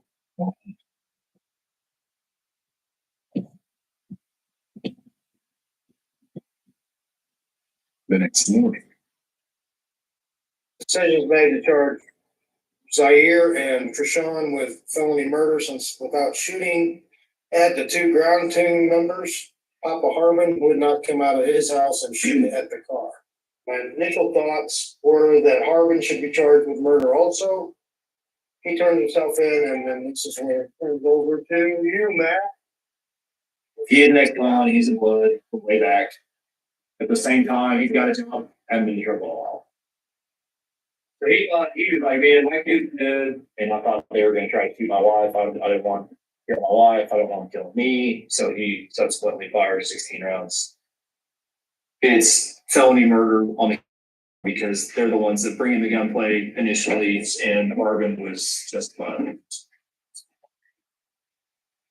But you also have the elephant of the room of he's an ex-con with a gun, and we charge him because he's an ex-con and he had a gun. But at the same time, if we want people to come in and tell their story, and then we just turn around and hammer them with another case that's going to put them in the penitentiary here, we are not going to get people to come in and tell us their story.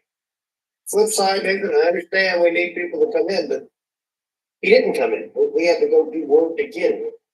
The dynamic is, he's at his home. I mean, maybe the next client could, I understand that too, but he's not out selling dope with a gun. He's not out doing dirt with a gun. He's at his home.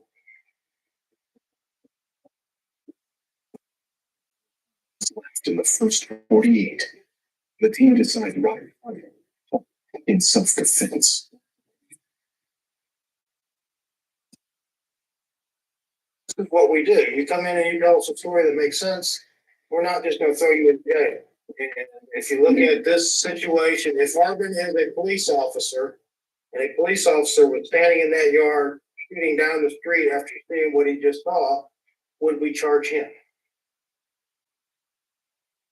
Say no.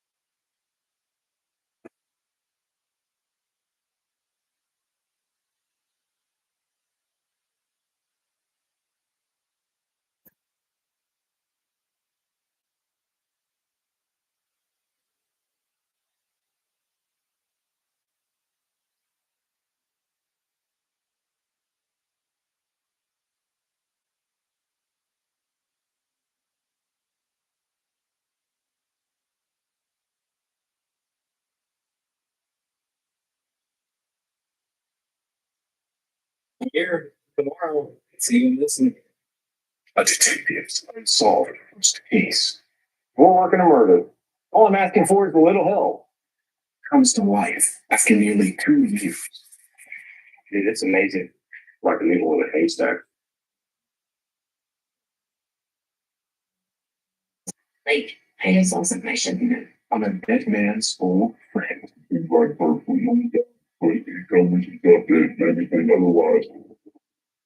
I know when he was killed. I know where he was killed. I know how he was killed. The question you have to answer is why he was killed. For homicide detectives, their chance of solving a murder is cut in half if they don't get a lead within the first 48 hours.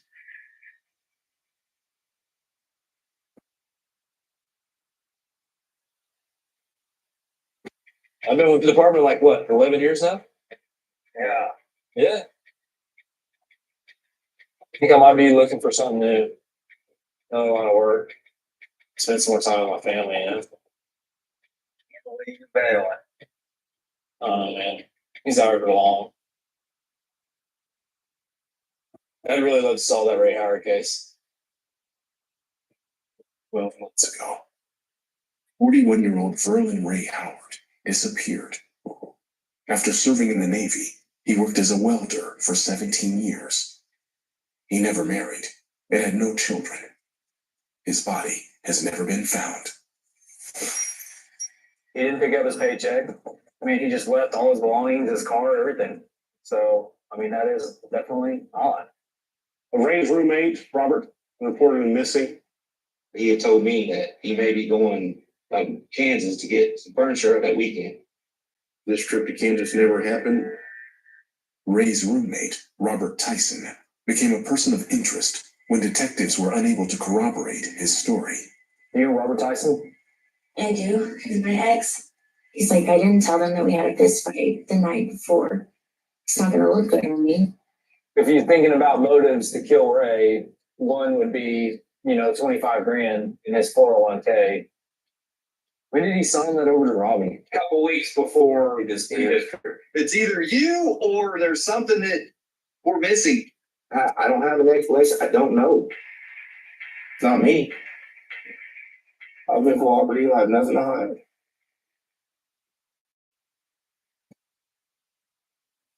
A year tomorrow. See you missing.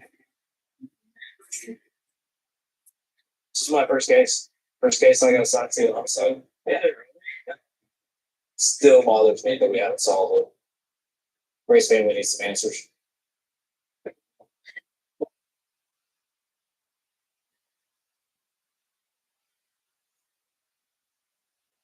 Dude, he has to know. I think his honest. He's comfortable talking to us because he didn't technically get his hands dirty and kill him. He knows about it, but he's thinking, I didn't kill him. Mm-hmm. Which would be like freaking convincing. Yeah. This is a tough case. I think it'll probably get solved someday. But it may be 50 years away. Somebody finds some bones in the bottom of a lake or something. There's still one loose end we need to tie up. This phone. Ray's phone was found about 9 miles from his apartment in some people's driveway. I've been trying to track them down, but now they're avoiding me. You're on the street about a month ago. When you're being this evasive to us, it makes us look like maybe you had something to do with this guy coming up missing. 10 months ago, the man who found Ray's phone finally agreed to talk. Oh, here he comes. Nobody's trying to get anything over on you. I don't have a phone there. Come on, man. He found the phone. He said Carrie found it. Carrie Honaker found it. He got it from Carrie. It's fishy. Very fishy. The team has been searching for Carrie for almost a year. She knows we want to talk to her. We've talked to her family like on 6 different occasions. She probably knows what happened. That's why she's running.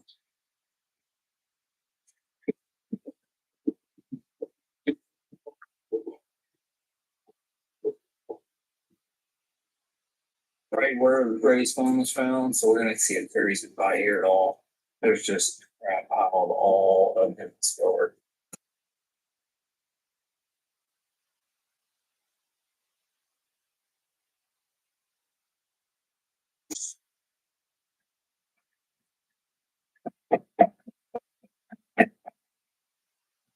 Hello? Hello? Throw run back. This place is creepy, isn't it? First we were like, oh, Ray's out here. That's where Ray's going. Hey, what's up? I'm Detective Frazier with TPD. What's up? Have you seen Carrie? No, I have nothing to do with her. I have no idea where you can find her at all. I've been looking for Carrie since like September, dude. She's around somewhere. Well, if you hear about where she's at or staying, please call me. Let me know so I can just quit chasing my tail with her. Thank you.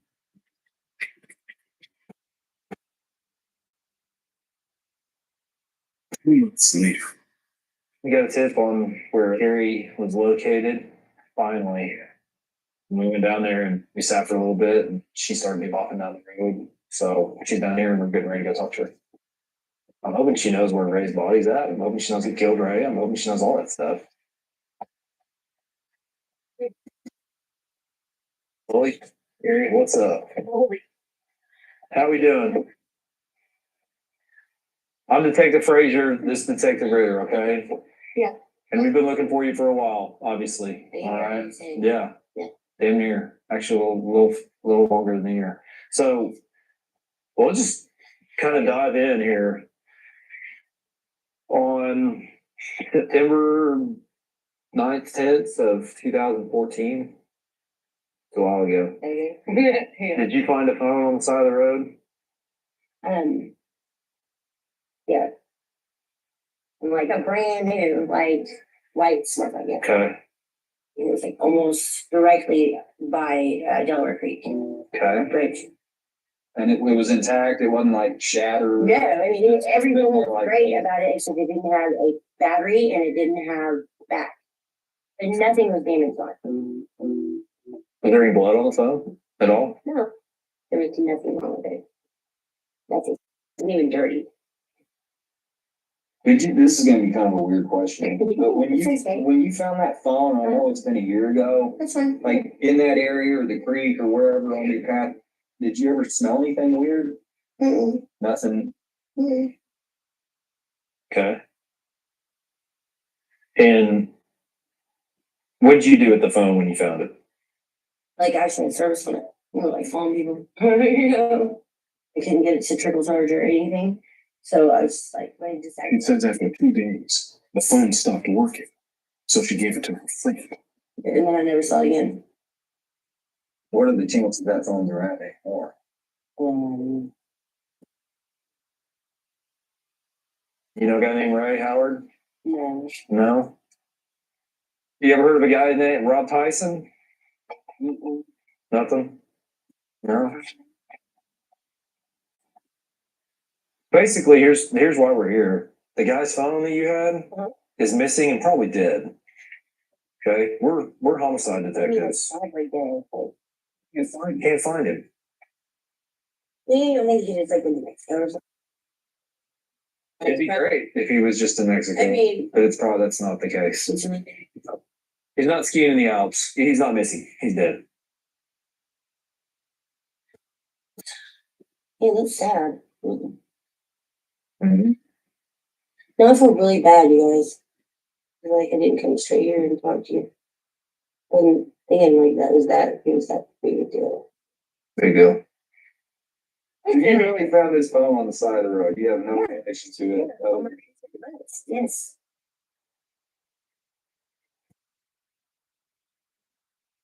Thanks, Carrie.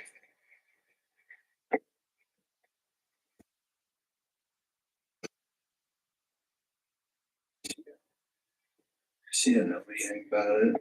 I think she really found it on the side of the road, and it's just a coincidence. It's disappointing. It sucks. Almost what we kind of already knew.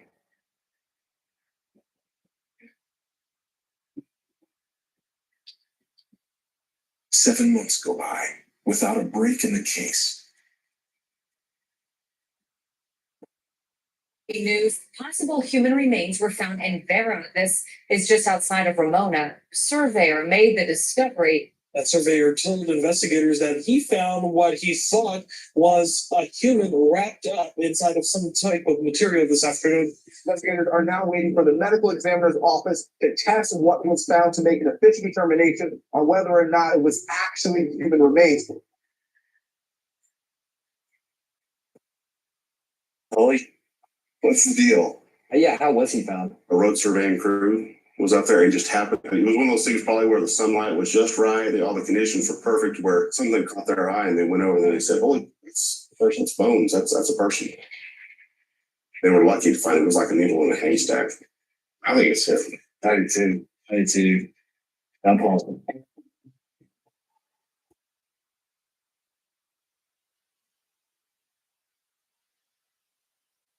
I went over to the ME's office and talked to the anthropologist. She determined that it's a male, probably over 35, smaller in stature, probably between 5'6" and 5'8". It's like skulls don't fall apart, and his skull, like, man, is just. The skull shows evidence of blunt force trauma. He's got all his teeth and his mandible and everything is there. It's not intact, but it's there. We're hoping it's Ray Howard, but we won't know until we get a lot of these tests back. The medical examiner has requested Ray Howard's dental records for comparison. Relax. It's not gonna happen today.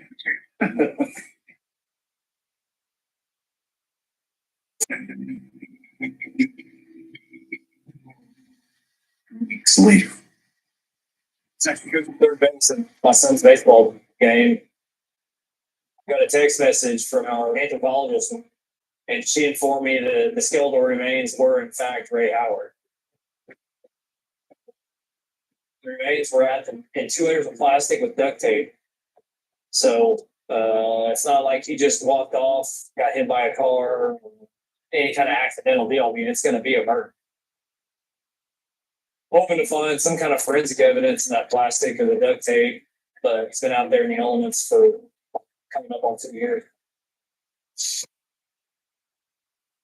I'm taking Ronnie and Jason out here where he was located and just kind of get a grasp on it.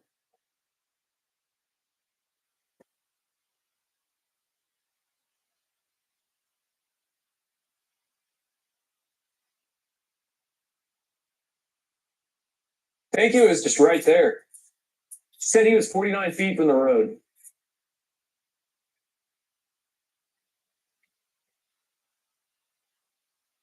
For snake. Careful. So he's brought to the barbed wire, dumped over, climbs over. You're not probably stepping over that barbed wire holding on to a body. No, you just walk up and throw him over, hop over, drag him a little ways, leave him there.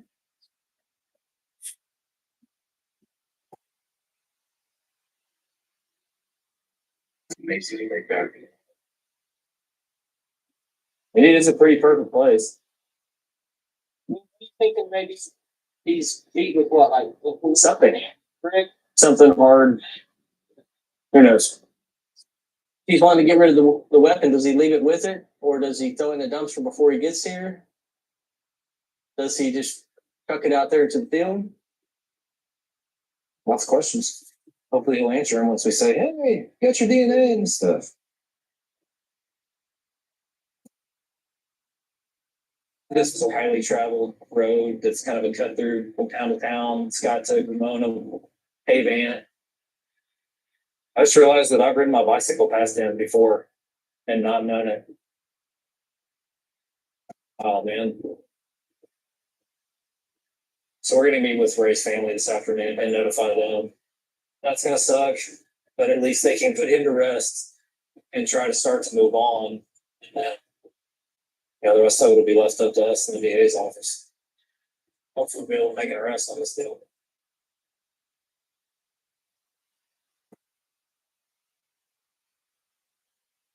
Have a seat. So, there was some skeletal remains found in Washington County. And we got Bray's dental records back last week. From the Navy? From the Navy. And it is him. Okay.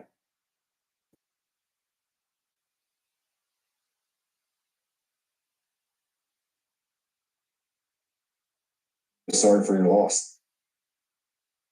I didn't know I was gonna get that answer today.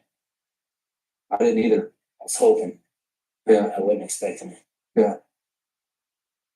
It's a giant discovery in this case, giant.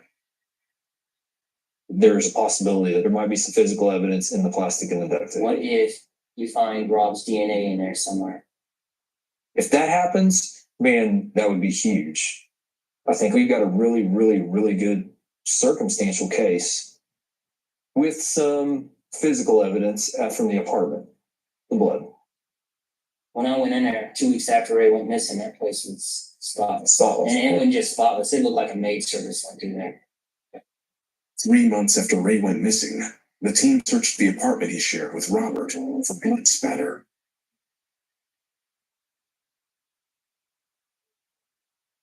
Look at that. There's that snake. That looks like foot. He has no explanation for how that was there. He claims he never saw it, nothing. And as far as the size of the stain that was there, you couldn't have not seen it. And it would have taken a lot to clean it up.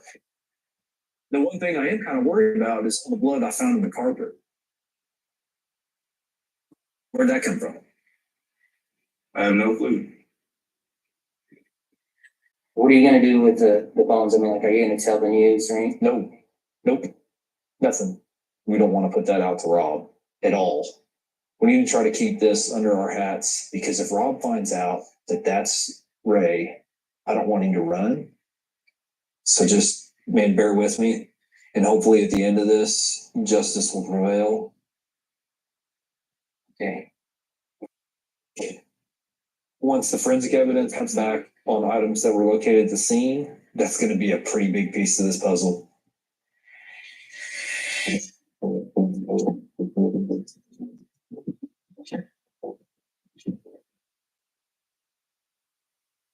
We just got the lab results back. So we're gonna see if we have any hits in that duct tape or in that plastic or even in the clothing.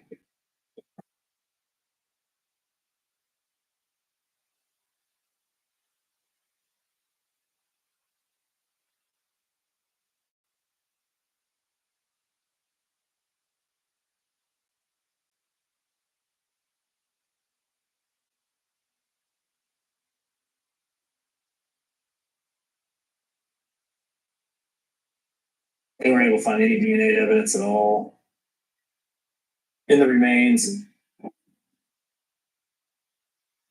So I don't know if we're gonna have enough to present to the DA. Everything's inconclusive. I decided I'm gonna take a new job with something completely different and do something else where I can spend some more time with my family. So at this point, I just don't think I can take it to the finish line.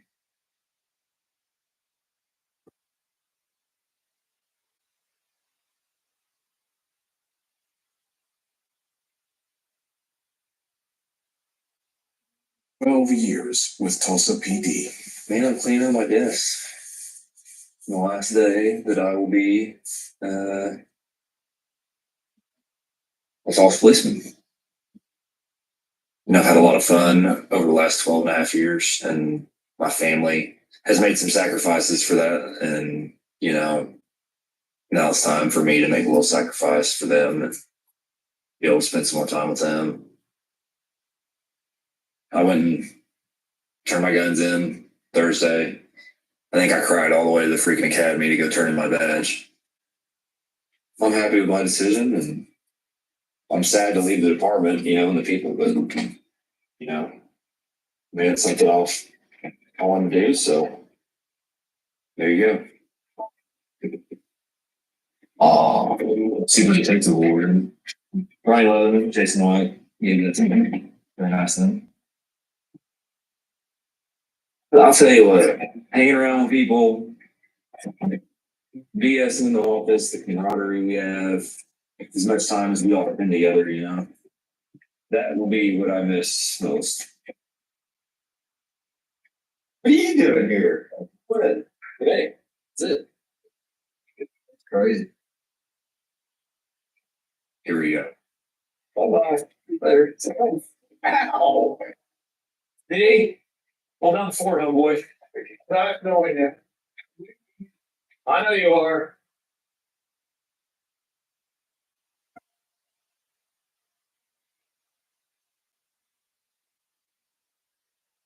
Congratulations. Thanks, sir. Appreciate it. It's something for next month. We'll take over the Ray Howard investigation. And burglary before joining homicide. Roll your shoulders who you are. Marcus, I can't be as cool as you, dude. Roll your shoulders. I cannot be as cool as you. Who's that as well? Yeah, swag. Yeah, man, you got that. Well, you got only what? On it? I really think it's fire. It's just I didn't get Fill me in on the Ray Howard case. This will be my first case as lead detective in this unit. Hoping I can bring a fresh eye to this case and see if we can get an arrest made. This case is like banging your head into a wall. I think it was probably the killed him. I agree with you. There's probable cause at this point. I just gotta get on the next row. Maria, the ex of Robbie, has agreed to come in tomorrow and be re-interviewed at 4:00. Yeah, she was going, and I just gotta get a little more time on her about when he said they had a fist fight and stuff like that. So I got some questions to ask her. Like treading water, dude.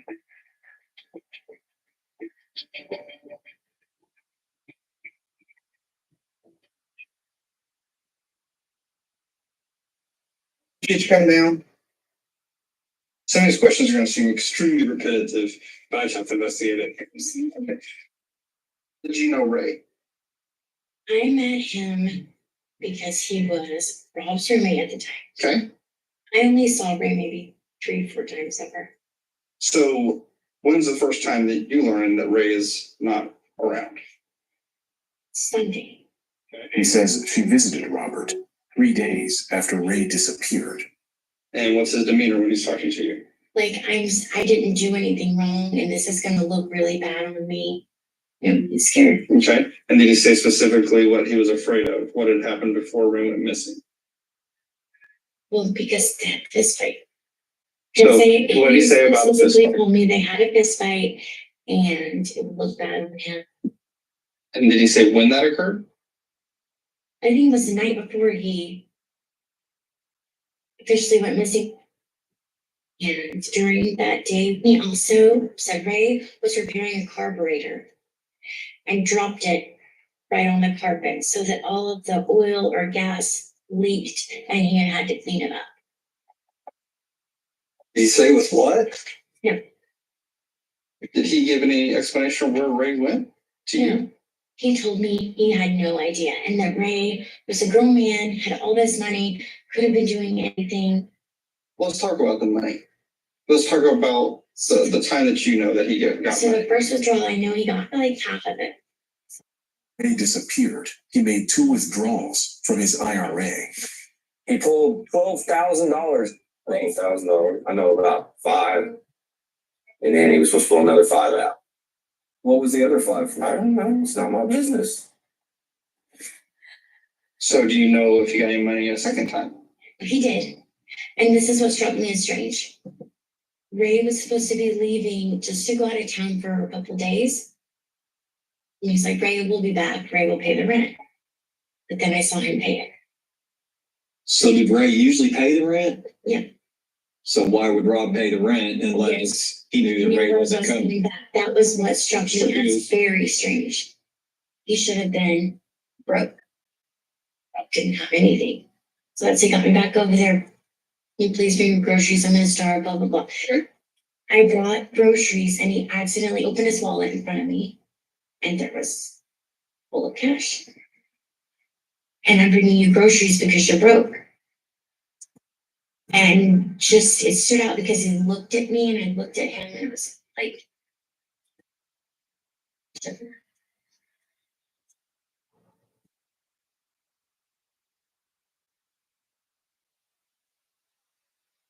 Did you question him as to why you're bringing groceries and he had all this money?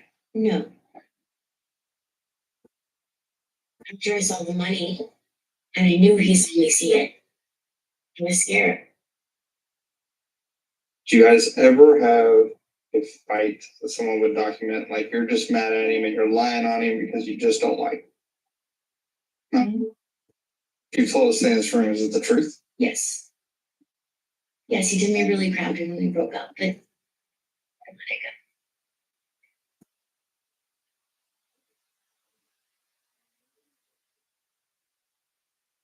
Sure, man, not ask you this, but you've lived with him for 7 years. In general, how would you describe him? I mean, is he a normal guy like anybody? You have my honest opinion. Yeah, I mean, you know him better than we do.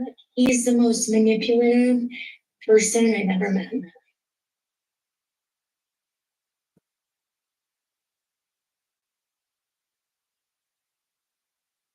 In Robbie's phone records, it's showing he's making phone calls to Maria after the incident from a town north of Tulsa. And Sky took Ray's phone was found near there, and Ray's body was found north of that in another town. So the phone records show that after the incident, it appears that Robbie headed north and dumped Ray and his phone during the same time frame on the same path. Pretty good about the case right now. First want to talk to Robbie before I submit the case to the DA's office.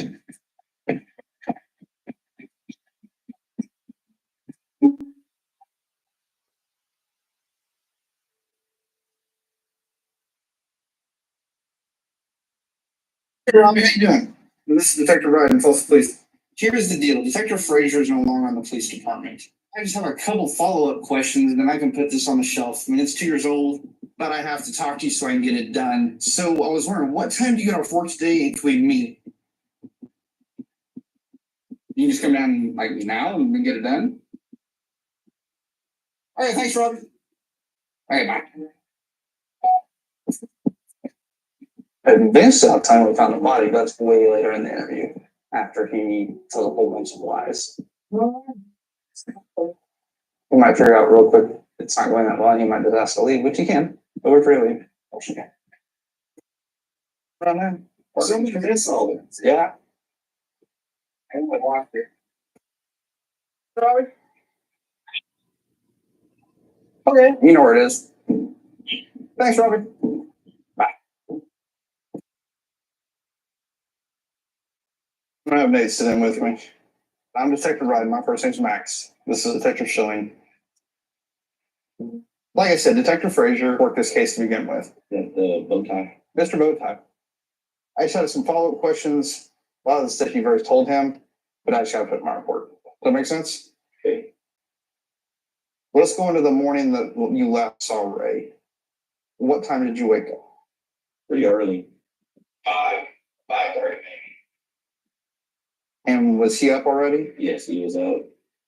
And then you washed your truck out, you said? Yeah. Got the trash out of the back of the truck and cleaned the mud out and stuff.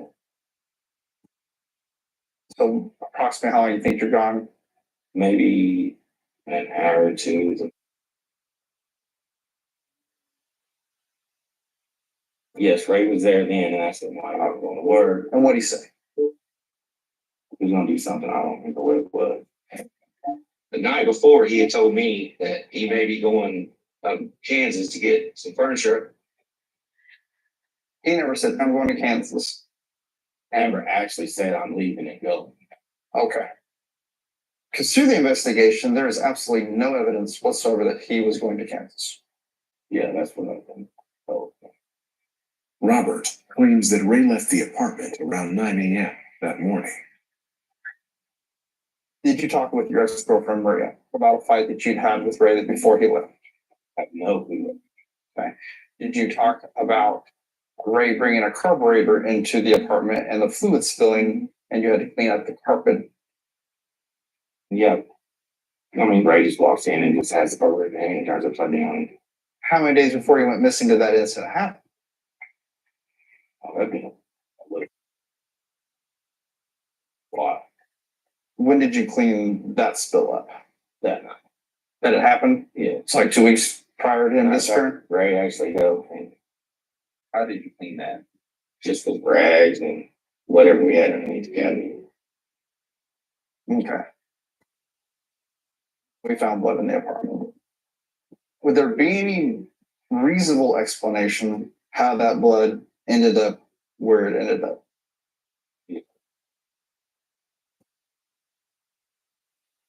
Okay, Robert. Nut cutting time. We found Ray. Ray's dead. When was this finding? I'll let you know in a minute. I know when he was killed. It was on or about September the 4th. I know where he was killed. It was in that apartment because of blood. I know how he was killed. Beaten over the head with something. The question you have to answer is why he was killed.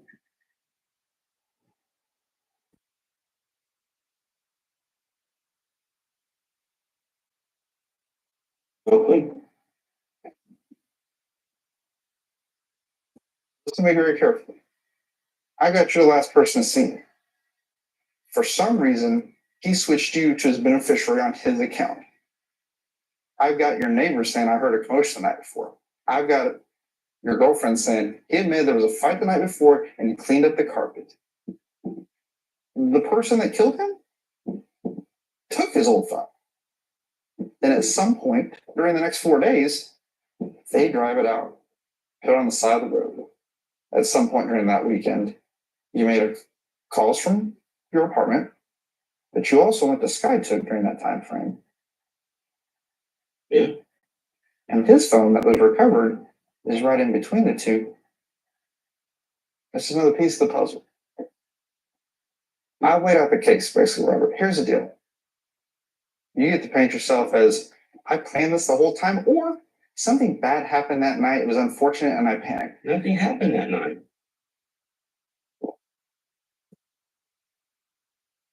Washes out a truck at 6 a.m.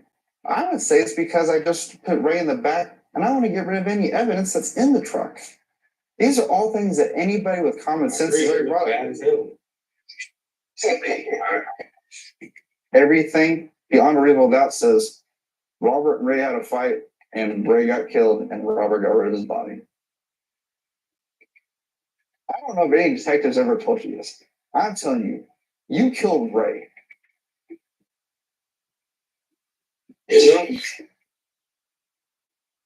I'm not denying it looks bad. It does. I have nothing to do with it.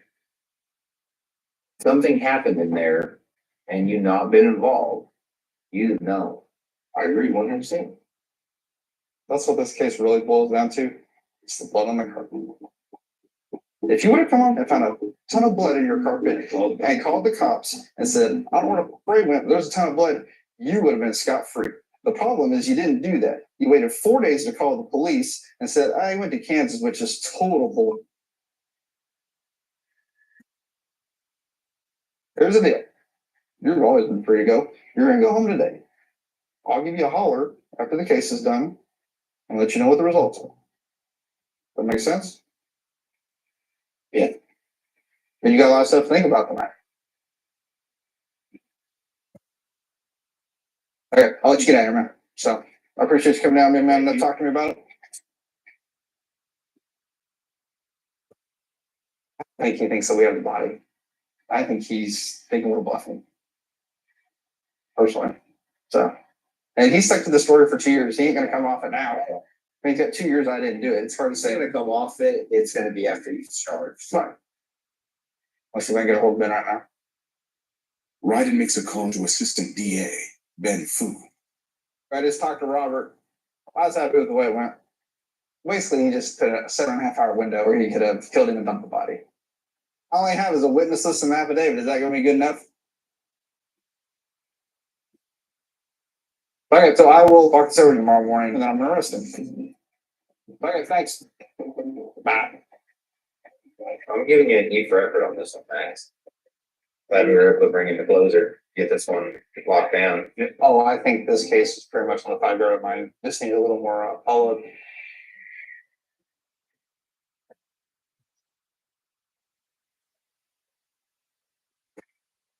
The next day, with a warrant for Robert Tyson in hand. The Lawrence guys set up on his place of employment and they don't think he came to work. They pulled off it because the owner shut it up for the day. So it's kind of up in the air if he went to work or not. I told him he had a lot to think about last night. Maybe he just didn't feel like going to work today, thinking that maybe it's going to be one of his last days of freedom, which is what I would do. I'm going to run by the business again, make sure that the owner didn't come back. Ryden hopes he can track down Robert's boss and see if he knows where to find him. I could contact him and ask Robert if he had to work today, and if so, maybe a location where he went.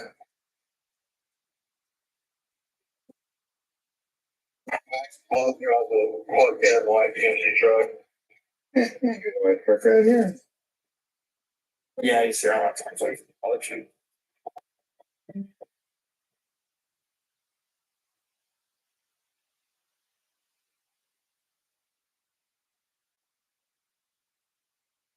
How you doing, sir?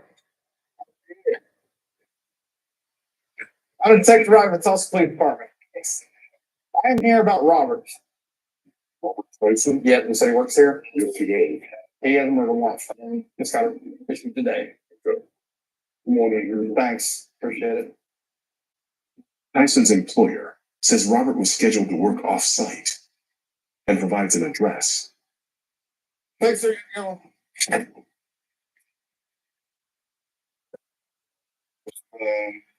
Putting the information on the vehicle that they'll be in, and the warrants guys will do their thing.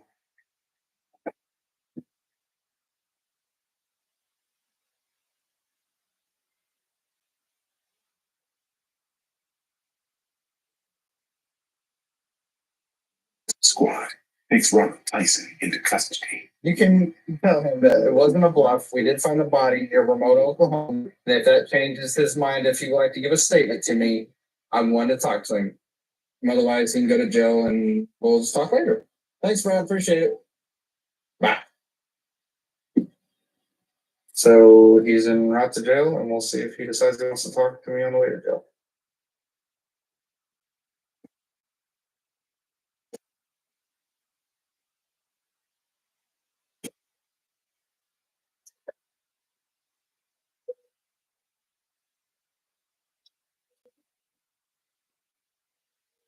Robbie doesn't want to talk, he declined to make a statement. It feels good to get some justice for the family. I'm sure they're gonna appreciate that if we went the extra step and got arrested. Police made an arrest in a 2-year-old murder case. Police announced they arrested Robert Tyson for the murder of Ray Howard. That afternoon, Dwayne, this is Detective Ryden, Tulsa Police. Ryden follows up with Ray's brother. So now you know that we didn't give up on it. It was like a team effort from the whole police department. If you put it in baseball terms, Corporal Campbell, he pitched the first inning and did a really good job and got the ball going where it needed to. And then Detective Frazier did all the heavy lifting, and he pitched the next 7 innings. And I just got to do the paperwork at the end. So at the end, I think we got a good result. Okay, well, you have a good one. If you got any questions, you give me a holler back. Thanks, bye.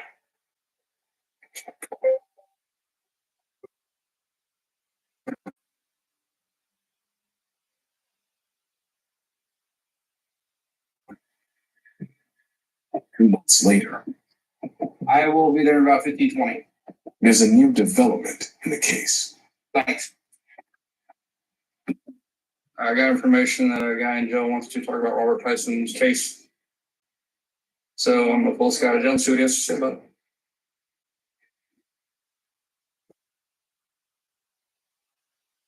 Okay. Who's the case in reference to? Robert Tyson. He seemed like perfectly normal guy. The case did make me think otherwise. But how he did do dead in his apartment.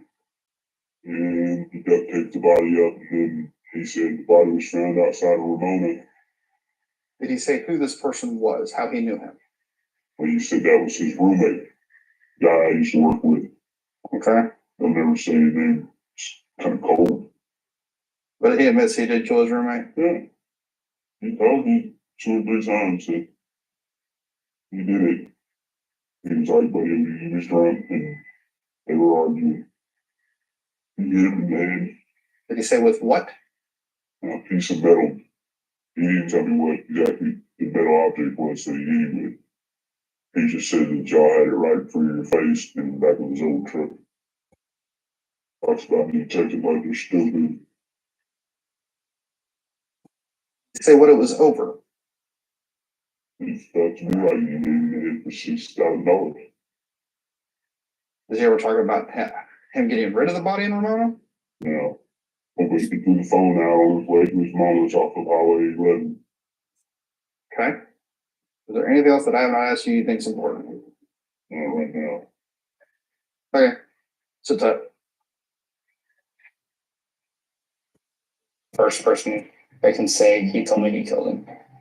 Seems very credible. So at this point, a lot of good circumstantial evidence. And then if you got someone saying that he admitted it, it's even gets stronger. So we'll see what happens when it comes to court.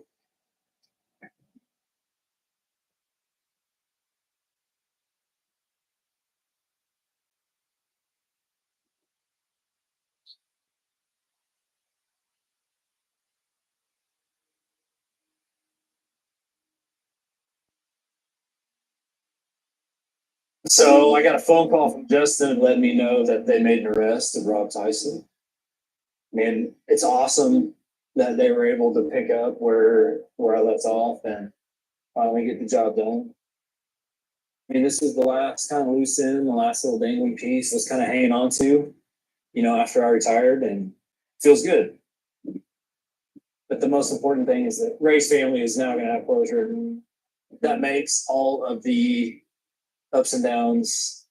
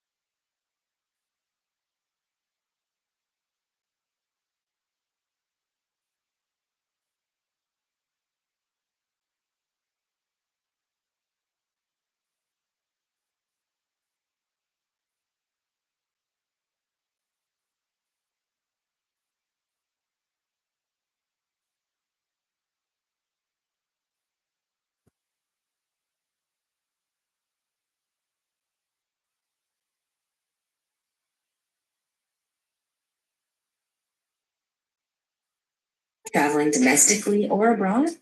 From New York to New Zealand. Make sure you're covered with travel insurance from IMG.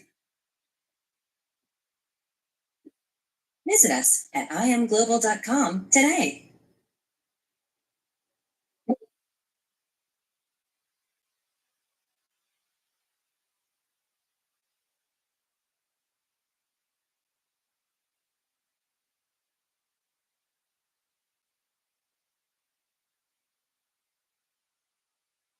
Years old.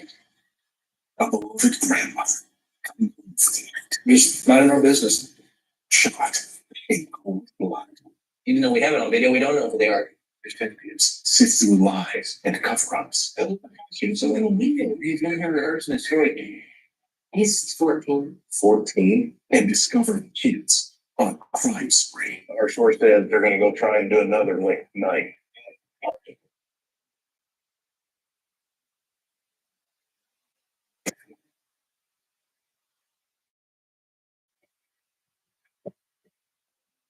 Some detectives, their chance of solving a murder is cut in half if they don't get a lead within the first 48 hours.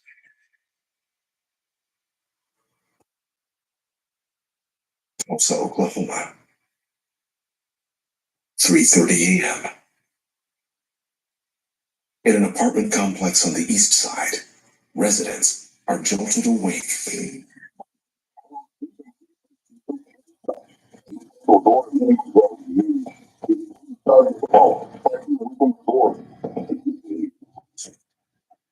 Police and paramedics rush to the scene and find a middle-aged woman on the floor, shot dead.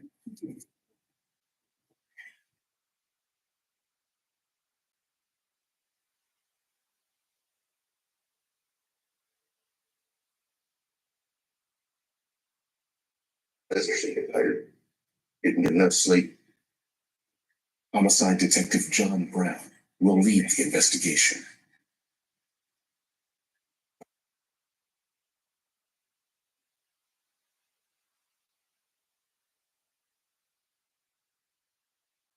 We know who she is. Jenny Jean Blaylock. 64-year-old Benny Jean Blaylock was from the Creek and Choctaw Nations. She worked at a local casino and had 3 children and 9 grandchildren.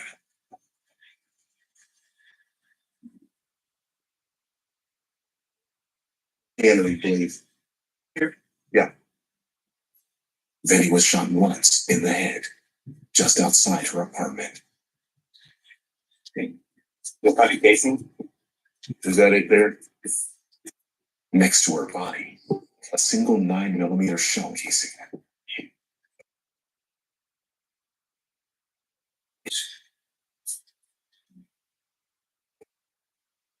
It's gonna say it's gonna be your victim's car keys.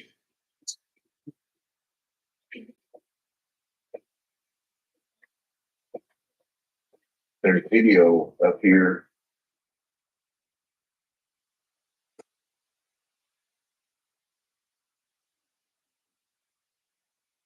Oh, sorry to bother you. They sent me to grab your video. Is this the box for it over here? Just go ahead and play that. What time did this happen? It's 3:30. It's 3:33 again. Well, let's go. It's 3. Okay. You ready?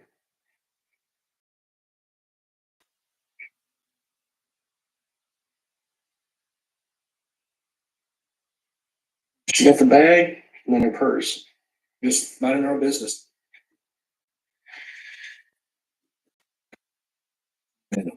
With a gun. She's reached out and grabbed her. But Benny fights back.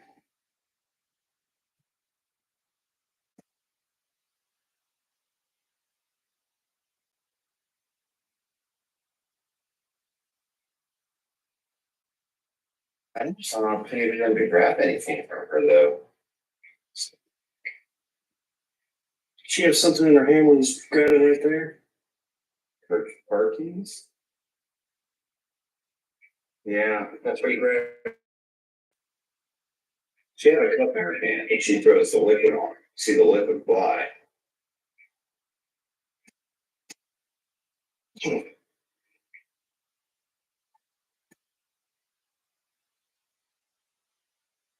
Horrible.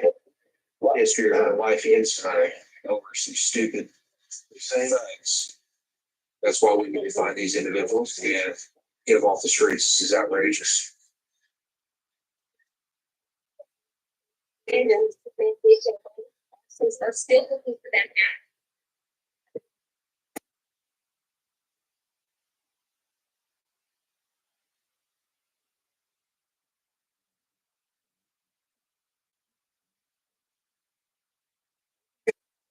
And the fact that it was just Mother's Day.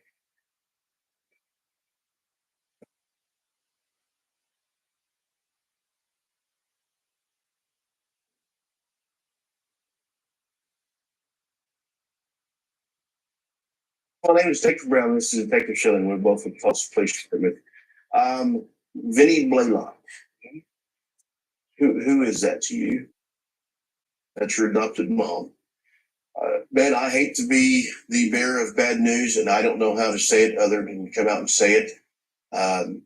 We were called to a scene this morning where we're investigating a homicide. What? Help your kid's daughter. We don't know if some folks tried to rob her or what, but she was shot and killed. What? I will give you a card if you want to call me.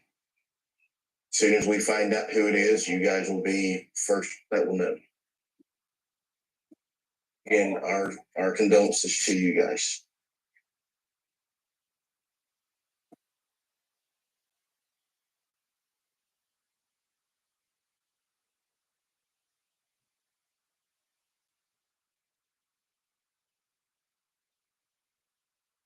It's one of the worst things for me to do. Is to tell a family member their loved one has died. But we're now on to catching a killer.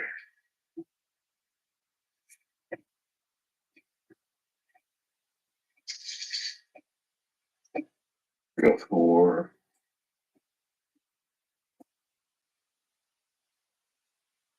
yeah. Look like little small. One is distinctive by the hair. It looks like it's shaved and then he's just got a bit of hair back here. The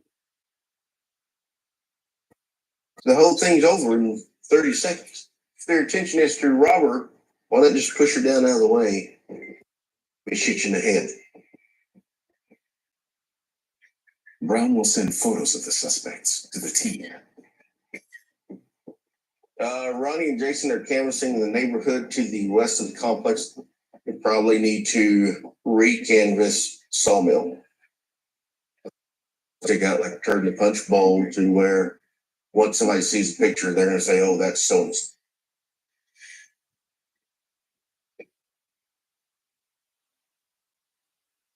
The shot that we got from the surveillance video. So there's a chance these two are still together. There's a chance they're here. Hey, sir. See that guy right here? Hello. Hey, we're working that shooting that happened last week. Yeah, this guy's just like scared. Yeah, it's not okay. Did you hear anything? Okay. Even though we have it on video, we don't know who they are, so not a whole lot we can do with it other than keep showing it to people. We will see. Then. So.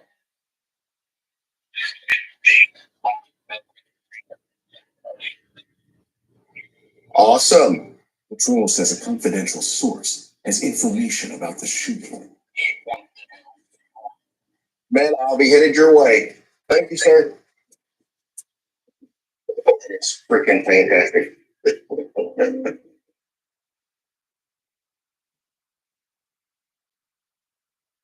You may want to pick it up if you ever down for it.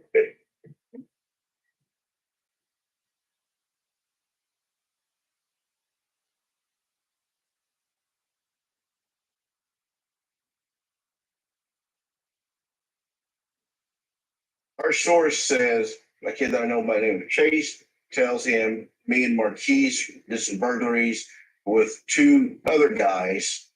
And these two other guys shot and killed the lady. They were saying that Chase usually hangs out in the complex waiting for Marquise to return home, right? Detectives head to an apartment where Marquise allegedly lives. I'm just gonna roll through and try to get my bearings on what I'm looking at here. The team will stake out the complex. It's this building over here. Door. We were advised he's a black male, about 6'5" or so. Our source also says that the kid Chase told them that they're gonna go try and do another lick tonight. I would feel like crap if they went out and killed somebody else tonight.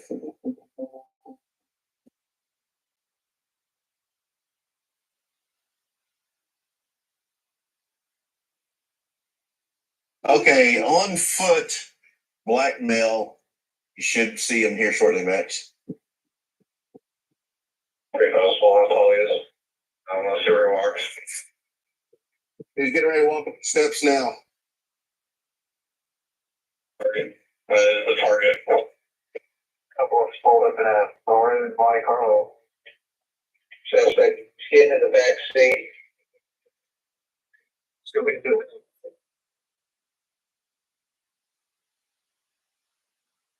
Gene, which one are we talking about? Up there.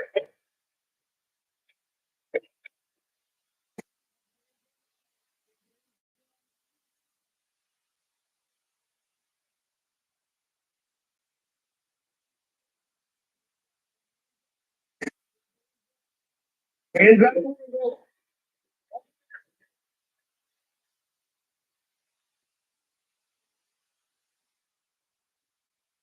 Come here, come here, come here, come back to me.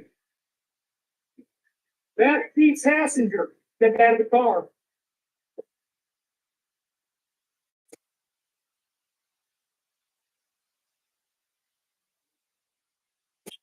Back up. Keep backing up.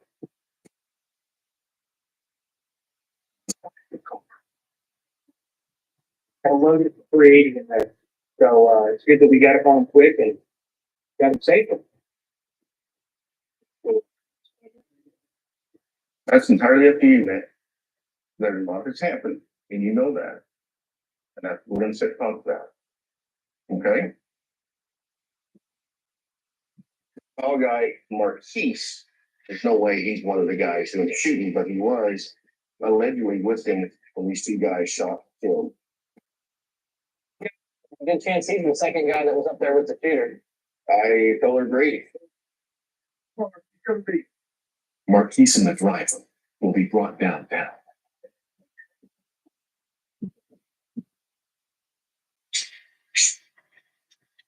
Oh, why? Hey, what are you doing? I'm probably gonna be later than late, so we've got interviews to do, and then we still have to see what pans out. There's at least two more individuals we're looking for. Okay, Trudy.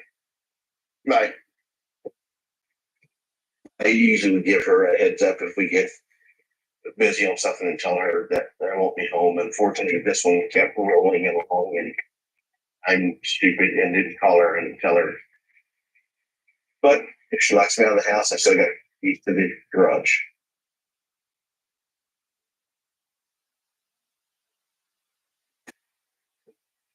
This is the gun we got.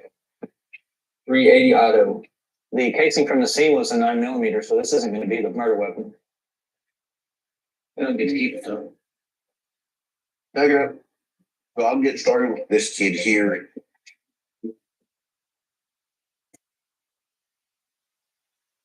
Okay. As it happens, you're in a car. Who was the gentleman in the car with you? Marquise. The gun in your car. How did that come to be in your car? It was mine. Where'd you get it from? Marquise. You remember what you guys did yesterday? I called Marquise last night. He was supposed to meet me at Sonic, but no, he never showed up. I texted him. I was like, "What's taking so long?" He said, "I'm about to hit a swerve." And then he never texted me back. So He says he went home and stayed in the rest of the night. yeah. I tried to call him again this morning. He finally answered. He told me something happened last night. He was running around with a couple people and things went left. Whatever he got into, or whatever it is, I mean,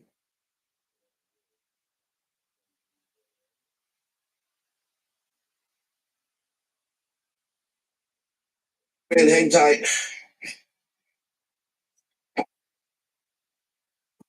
can't believe it got me in this dumb stuff. That's crazy. He said he was supposed to meet Marquise. Marquise was just a no-show.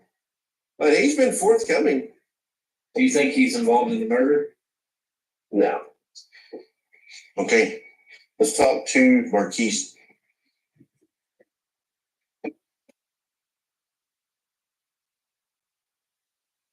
Look, Marquise, you awake? My name's John. This is Nate. We're both Tulsa Police Department. You're 17? Yes, sir. Marquise, why do you think you're down here? I don't know until you showed up. Usually hang out with. It's usually just me and my homie Chase. Who is Chase? He's a white homie I have. Okay. So what did you do yesterday? I skipped with Chase and came home and shit. What time was that? I'll be coming home at like 9:30. 9 or 9:30. Yes, sir. Okay. I am working a murder investigation. Surprised. And you have a lot of first-hand information.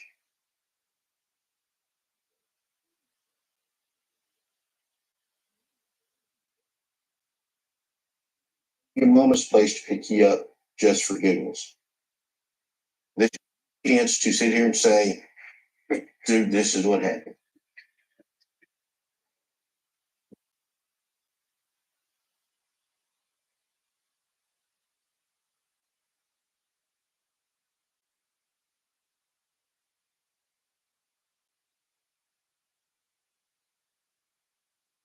They're shooting in the Sawmill Apartments today. No. Marquise, there's a lady that sat there and got shot and she lost her life.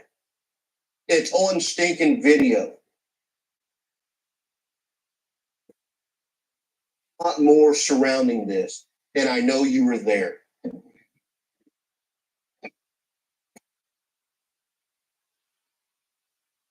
I showed up. Last night we heard those shots. I ain't gonna front. I got work on it. That was it. Okay. Do you think you're leaving things out? Yes, sir.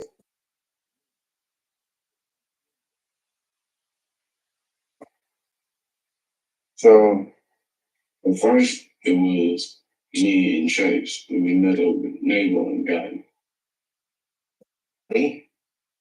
And who? Neighbor. I don't know government names, but I know names to go by. They was in a hot box, but they call it stolen car, and I ain't. Marquise says he and Chase were riding with Mabel and Gotti in a white truck that Gotti had stolen. What happened to the white truck? Ran out of gas. He says they abandoned the truck, and Gotti and Mabel went looking for another car to steal. They went over there, they got another car. I told them, I was like, no, bro, I'm about to leave. Walked on, he chased, got about like 50 feet away from our. That's all I did. So how does this little kid here fit in murder? They got anything to do with this? No, sorry.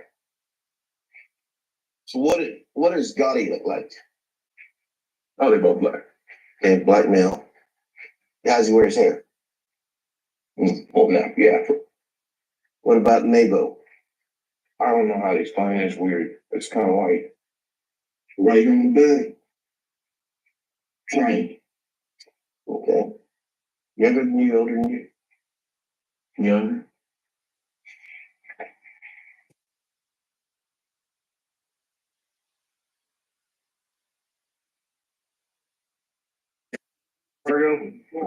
Intelligence analyst Marco Hayne Bell searches for the suspects online.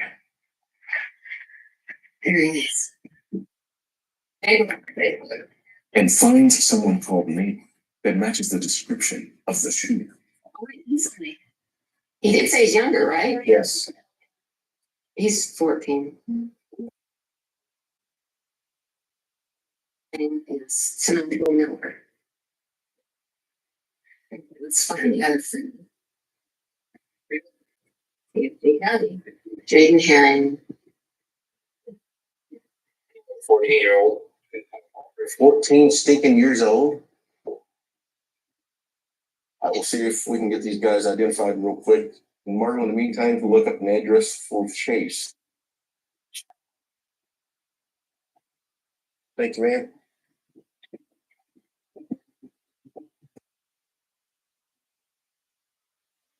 Go.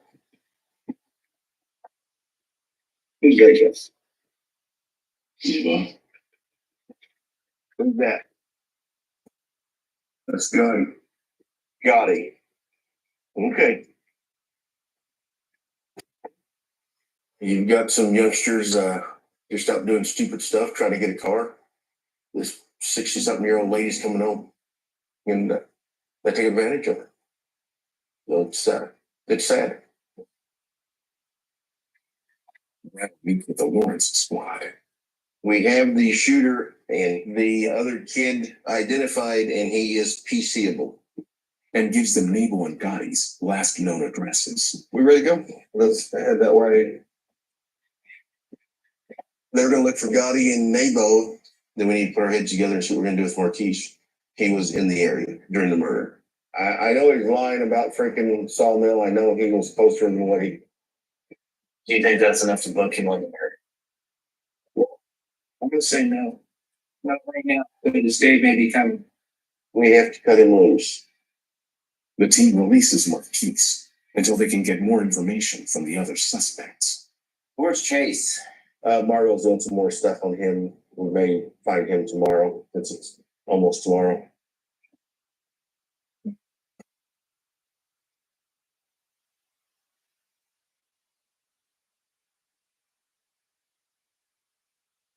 No sign of Nabel or Gotti.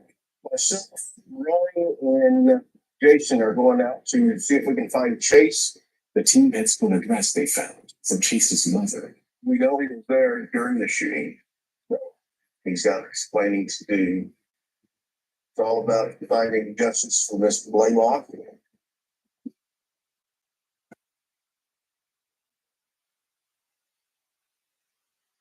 Hey, get him going, Ronnie. Cross the finish.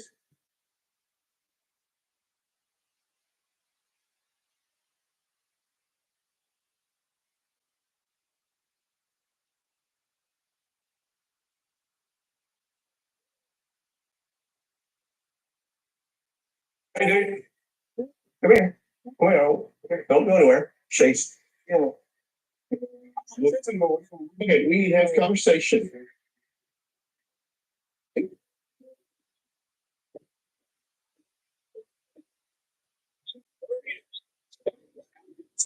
Well, for yourself, but I'm also sure you think. I do know what's going on. Okay, well, that's stop and shut up. Yes, it's that. You're going to have an opportunity to do the right thing, and you can make a decision on what you want to do with the rest of your life. I'll go front.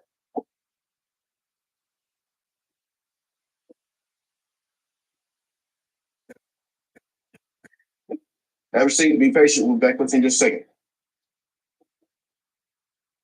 Feeling like this is going to be a long day. You know what you did. You need to.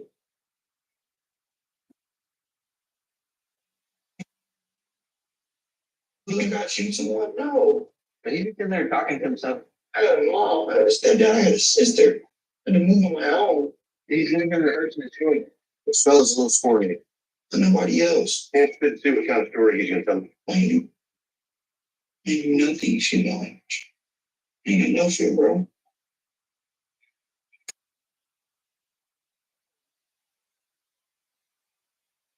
Okay, how old are you, Chase? 19. Chase, why do you think we were knocking on your door this morning? Not for sure, be real. What did you do Wednesday? Bad by myself. All my homeboys, they got work. Okay. Do you consider yourself an honest person? Yes, sir. I do. I tell the truth 100%. Who is Marquise? I'm not for sure. I can't really tell you who that is. Don't know if he's black or white. Well, I can tell you he's black. I can tell you were over his house the other day, too. I talked to Marquise already. Yeah. Okay. Marquise has told me the entire story. Marquise is doing the right thing for Marquise. The big picture is there's a lady that lost her life. And yeah, that's a good shock, surprise look. She is shot and she is killed. Okay. I know you're not on the video as shooting the lady. I know that. So let's start from early on that day. What do y'all need to know? That's what I want to know. The truth. Marquise has already told me you guys are riding around in that white truck. Don't act like you're surprised. Hey, man. Start when you hooked up with Marquise. In the truck, left. Okay. How many people are in the truck when you get in it? Keys is in there. Okay. 2 other people. He says Marquise was in the back seat. The 2 others were in the front. Do you know either one of them? What's their names? I don't know them like that. Like I said, okay, but what do they go by? I don't know the street names because I don't gangbang. I'm a white boy. I used to gang, but I dropped all that. I dropped it straight up because I'm not gonna get in that life, and I don't want to be in that life. I want to be a white boy like me and you are. I want to be a regular person. Well, what am I? A regular person. Y'all both are great guys. Great guys. No, I'm so go home. Okay. So, what was the plan? The attitude. Keep this on his door. Hicks says earlier on the night of the murder, he and the other 3 suspects burglarized an apartment. I did go up in there. I'm going to be real honest with you. I did go in there, but I didn't really take a lot out of that guy's house. Was just following them, and that was it. And I don't even know why I was doing it.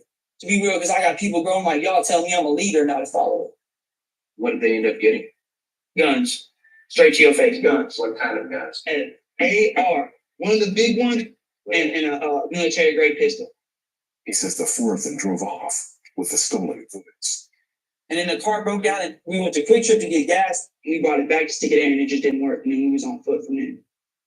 We all went down to Sawmill, me, Keith, and the other 2. They were trying to get another car so we can get back home. And they couldn't find one, so they were just basically saying F it, and then she pulled up. Me and Keith, we didn't see them shooting. We was a little ways. All I seen them was they ran up, and I heard boom, boom, and then I just took off. Just got out. Could you see him at all? No, I could not. Did you know that they had a gun? No. You did. You knew that they were going to go up and get a car. I knew they were going to get a car, but I didn't know they were going to pop All it. of you guys to get a ride. Yeah, but all I thought was they were just going to go up there, get the car, come on, and go. That's it. It's my plan. I believe that you and Keith were close enough to see what happened, and you have to be honest and tell the truth. How do you feel about the fact that this lady was 64 years old and had kids and was doing absolutely nothing to anybody? How does that make you feel?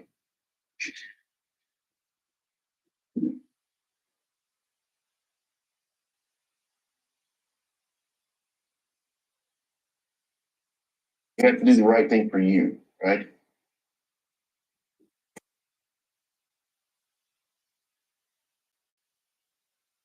One of the things that you can tell us right now is, who are these guys? You want to know the street names? Yeah. What is street names? Rainbow and Gotti. If we're being honest and truthful, you and Keith were lookouts, correct? Mm-hmm. Both of you looked down there. Yeah, we did. We looked down there. Okay. What happened is they approached her. Which one of the two was doing that? He says Nabo pointed the gun, while Gotti grabbed the victim's keys. What did the lady do? She threw something. Through what? Okay. At who? And then what? About. What did you say about Sugar? You said you couldn't believe you did it.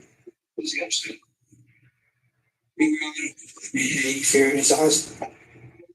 He's bragging about it? Yeah. He's like, I can't believe I did it. I can't believe I shot that bitch in her face.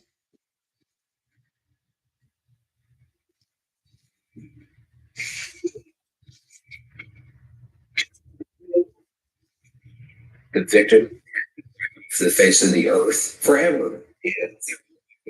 They're all acting in concert against us, as far as I'm concerned. And when you do stupid things like that, you're responsible for what happens based on those decisions. We should check out the video from that quick trip to verify the story.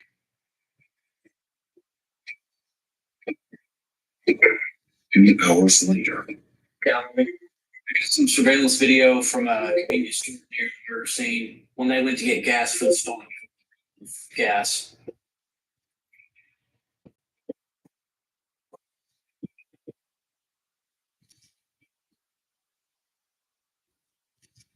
Oh, look.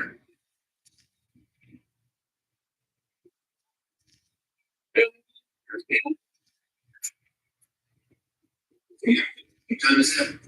2:30. An hour before the murder. Stuff. Went out and so that links them all together in the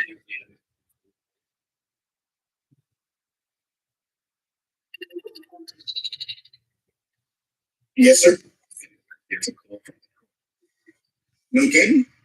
Nabo and Gotti were just arrested after being spotted with guns near a high school. Thank you. Uniform officers get a call of pointing a deadly weapon. And as it turns out, it is our two individuals that we're looking for, Nabo and Gotti. If they have any remorse for shooting and killing this Blaylock, they wouldn't be out several hours later pointing guns at other people.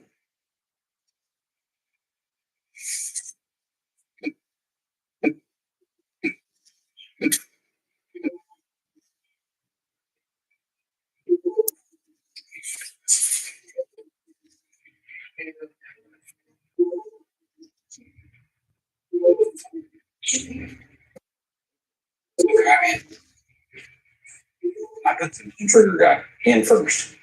He's kind of got his head down in there. Let's just see what the story is. Brandon White started with David here, aka Gotti, who allegedly claimed Finney's keys. What's up, man? You are. Jaden, let me ask you this. Were you with Nabo Wednesday? No? Okay. Do you know who you were with Wednesday? Chase. All right. Okay, well, let's ask this Chase. And cut to this. Why don't you and start off with telling us what's up? Yeah, what's up? So, what I want to do is go ahead. Okay, well, tell me about Sawmill Apartments. That's what I'm asking you. You're saying cut to the chase. Cut to the chase. I heard something about this. I mean, nothing. So you know nothing about it? Yeah. Where were you? He was in Paris. He claims he was with his girlfriend until 10 p.m. Yeah, he came. There you go. A couple of friends.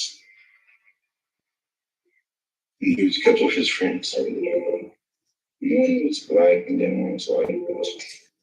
Where'd you guys go? You all walked home together? Yeah. That's funny. Okay, so do I. But unfortunately, we're going to be here for a little bit. He just wants the truth. Okay, well, let's play. Here, look up here. The truth is going to be different. We already know that. So just let me go home. The best thing you can do is just tell the truth. But that is. I know you're scared. This sucks. I looked at the video, saw what you did, and I also saw what you didn't do. We've done a little work on this. Can't talk unless you make a deal. Okay, here's your problem. I can't make you a deal. I'm gonna need a lawyer. I can't talk to you on this. That's the home. Okay, you'll have the opportunity to get you a lawyer, and we go from there. Okay. 22, and we're done.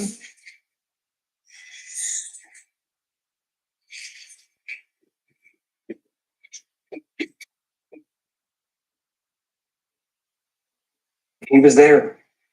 There's no doubt about that. Hey, they came over, we walked. We're together. He just doesn't want to give up his boy.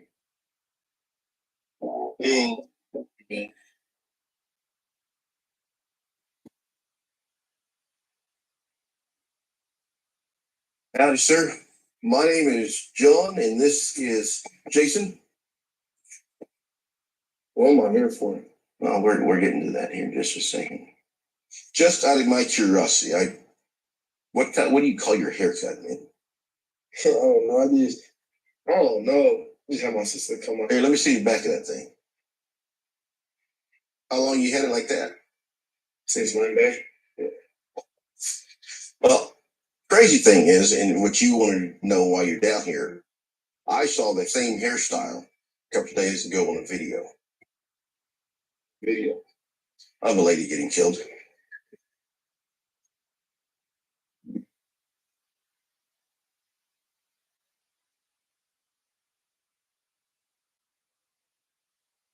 That's what I'm saying. That's what I'm saying. I killed this lady. Is that what you're trying to say? I didn't kill nobody.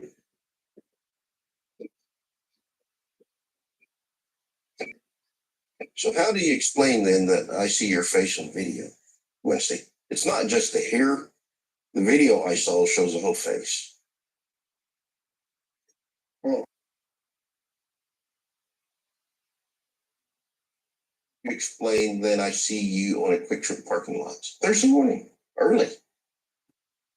In a Quick Trip parking lot? Yeah, with 3 other guys. I mean, this isn't like a mystery, kind of deal. Quick Trip has cameras there. I know. I mean, I'm gonna say, okay, I was at the Quick Trip. I mean, I know the people y'all talking about. I know all of them. I can name them all right now. Please. The white boy, curly hair, who is that? Chase. Okay. The black dude, tall dude, Marquise. Okay. You already know I know the other dude. So I got with them. When I was in that white Ford F-150, I was driving. Then we got some gas for it and came all the way back out here. But the thing is, we just split ways after that. I didn't get back tired, went back home, went to sleep. There comes a point in time to where we have to start getting serious about what has happened. We already know, looking at the video, what happened. Talking to several other individuals, we already know why it happened. What we would like to get is your version of what happened. I know I ain't gonna keep it without women showing. I didn't kill nobody. Y'all just trying to put me on the murder I can't prove. We can't prove? I know what I saw with my own eyes. All right, just gonna see it again and kind of what I did and didn't do it. Okay. Being 14 years old, you ought to stay in school and take up creative writing. Because your story is getting really fantastic. Yes. I don't know about none of that. But I said I don't want to ask a question. Just started pissing me off. I want to put murder on me that I didn't even. Now that makes me so angry. I'm just saying, bro, put me back in here, bro. The feeling is mutual. Oh, but there's nothing else. Bro,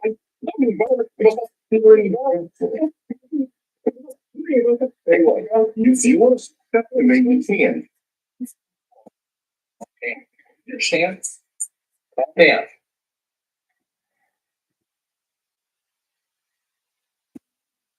Oh God, bro. All y'all, bro. Get the camera in my face, bro.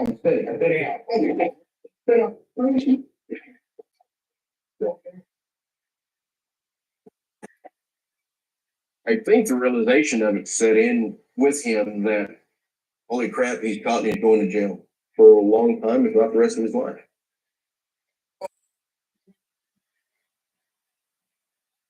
been a long time since I've had somebody knock up like that.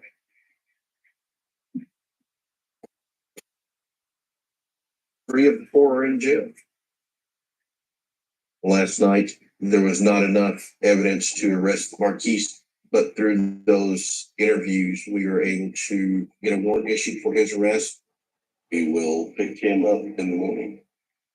41 hours into the first 48, Detective John Brown solves the case.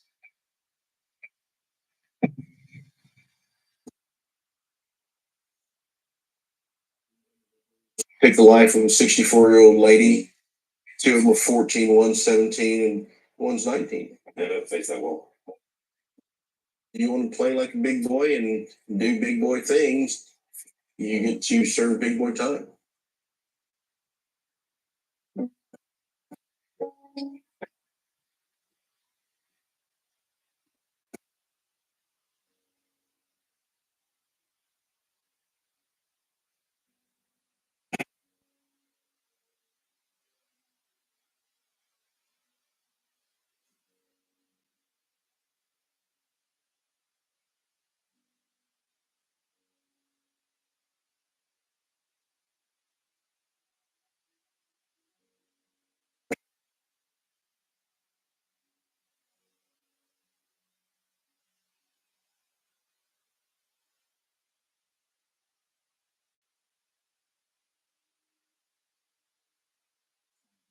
After Venny's murder,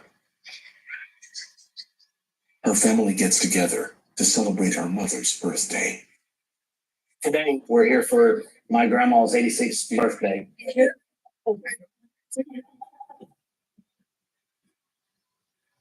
Together as a family, trying to just to heal as a family. Yeah, I like that one.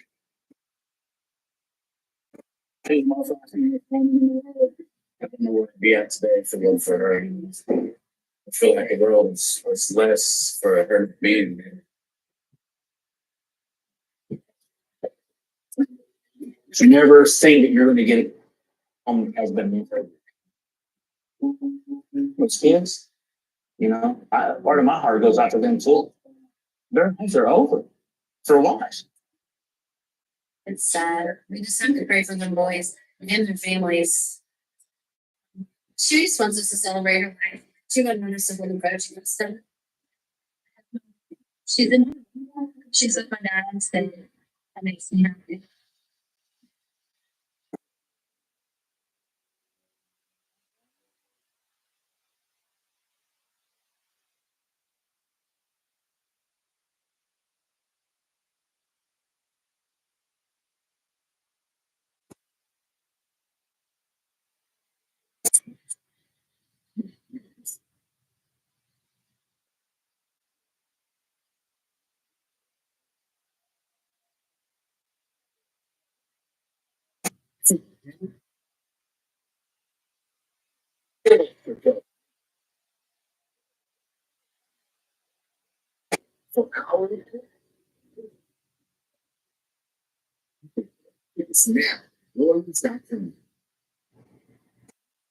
Hi, this summer, transport yourself to this walkable fairy tale village where charming al fresco dining meets artistic adventures and masterpieces are poured by the glass, along with nearby wonders and attractions, just minutes away from Carmel by the Sea, where you'll want to stay longer and explore more.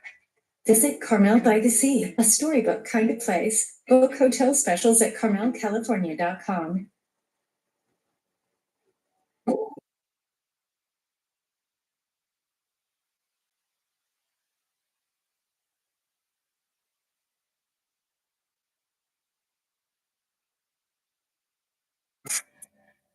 In this episode of The First 48, his naked body is found bound and dumped in the woods. There she must have felt. Investigators enter a shadowy world. Y'all are in danger. And make a chilling discovery. Suspects killed before. This is not the type of person that's just going to stop. They may be involved for a serial killer. Sheriff's office, partner. Where's your partner? or homicide victims. The clock starts ticking at the moment they are called. Their chance of solving a murder is cut in half if they don't get a beat within the first 48 hours.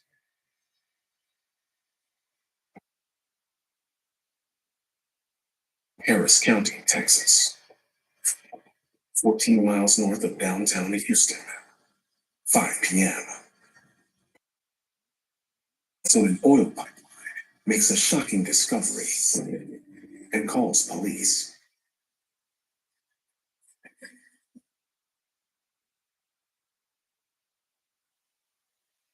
Officers find the body of a woman.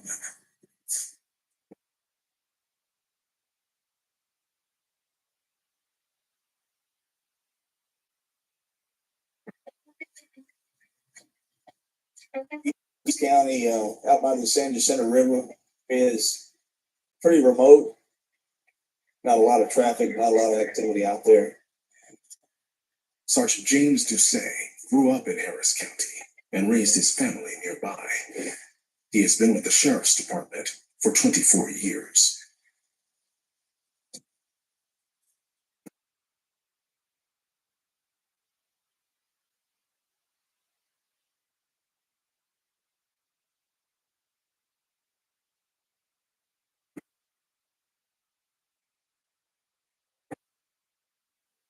You see that clothing, looks like those pants might be just laying on top of the body.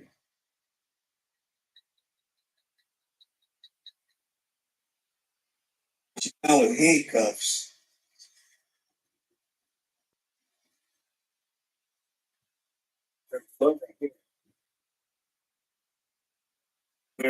Picked her up and drug over there.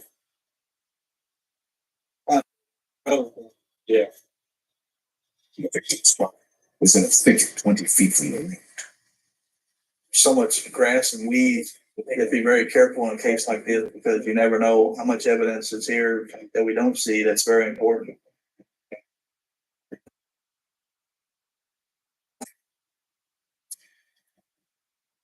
Near the victim, they find a purse. I just hope there's an ID there because that will really point us in the direction we need to go next.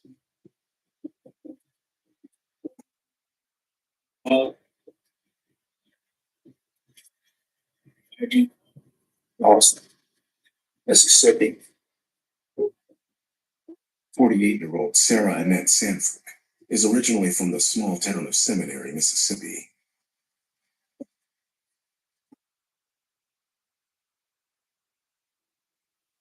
Badge. Keep faith. Lipstick. A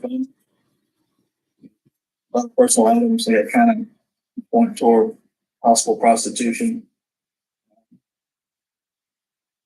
And this area is pretty heavy for that activity, so. Examines the body. How many sets of cuffs? The victim is bound hand and foot by 3 sets of handcuffs.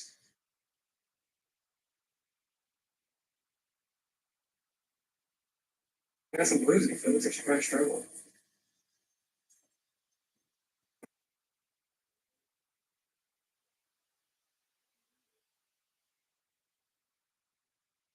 The ME determines that Annette was shot with a large caliber bullet and has been dead for over 24 hours.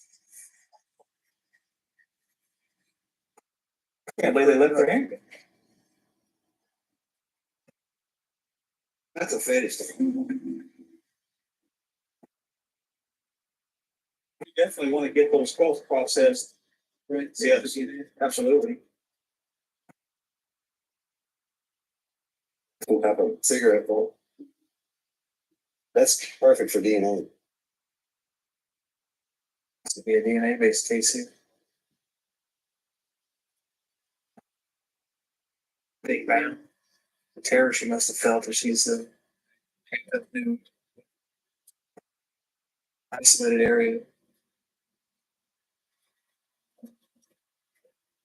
This may have been a situation where she picked up a trick.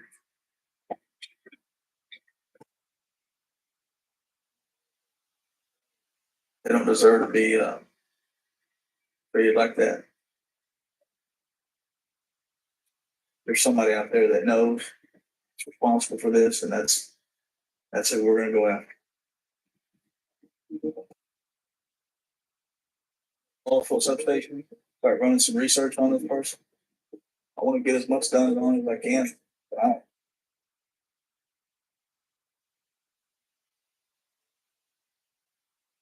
At this point, it doesn't point toward anybody, specific. It's in a remote area, the kind of business that person looks like she was in. Possibilities are unlimited. I mean, anybody can buy handcuffs. It's genuine who done it.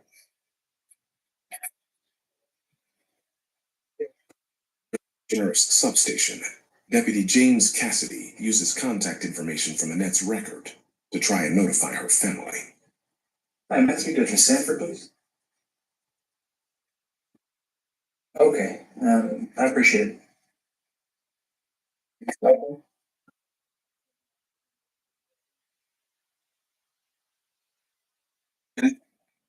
Went to high school with this deputy. Hussein meets with Deputy Shannon Bowden, who patrols the area, to see if he has had any contact with Annette.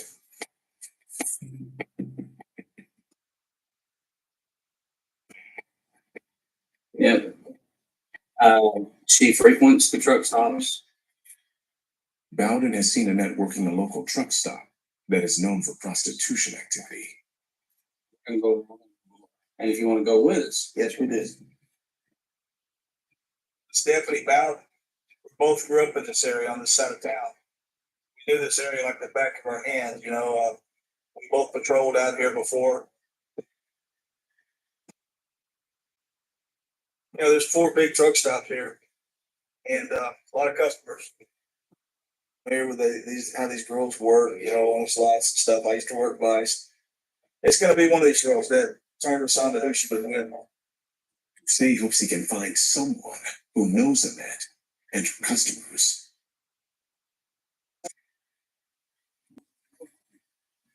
They're there. Trust me. You're in a car that reeks the police, okay?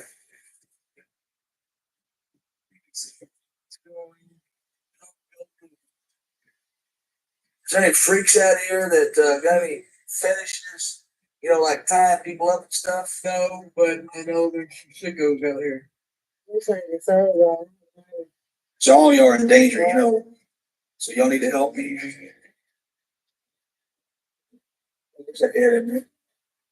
It's time for Steve to come out and talk to us. You don't know who she is? Okay. That's sad. That's very sad. It is. It is. Ned's not from this area, so she might not been working out here that long. After canvassing for 3 hours, Sheriff's office. Need to talk to you. Need to ask you something. What? Hussein finally finds a woman, Annette. Talk to me. She says Annette was staying with a man named Tim. Did he ever tell you that he was mean to her?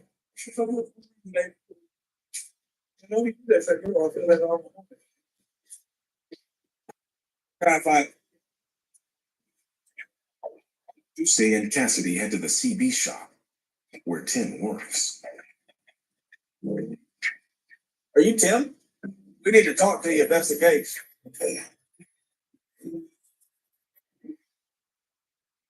Oh, joy. You're a baker and new mom and student. You're an Ander. National University supports the whole you, so you can focus on what matters most. National.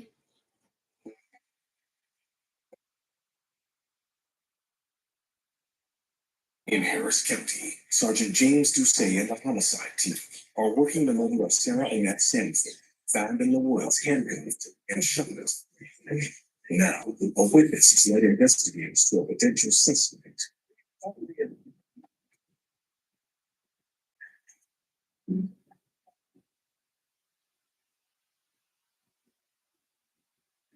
Show you a picture, man. It's Harris County Sheriff's homicide. Yes, sir.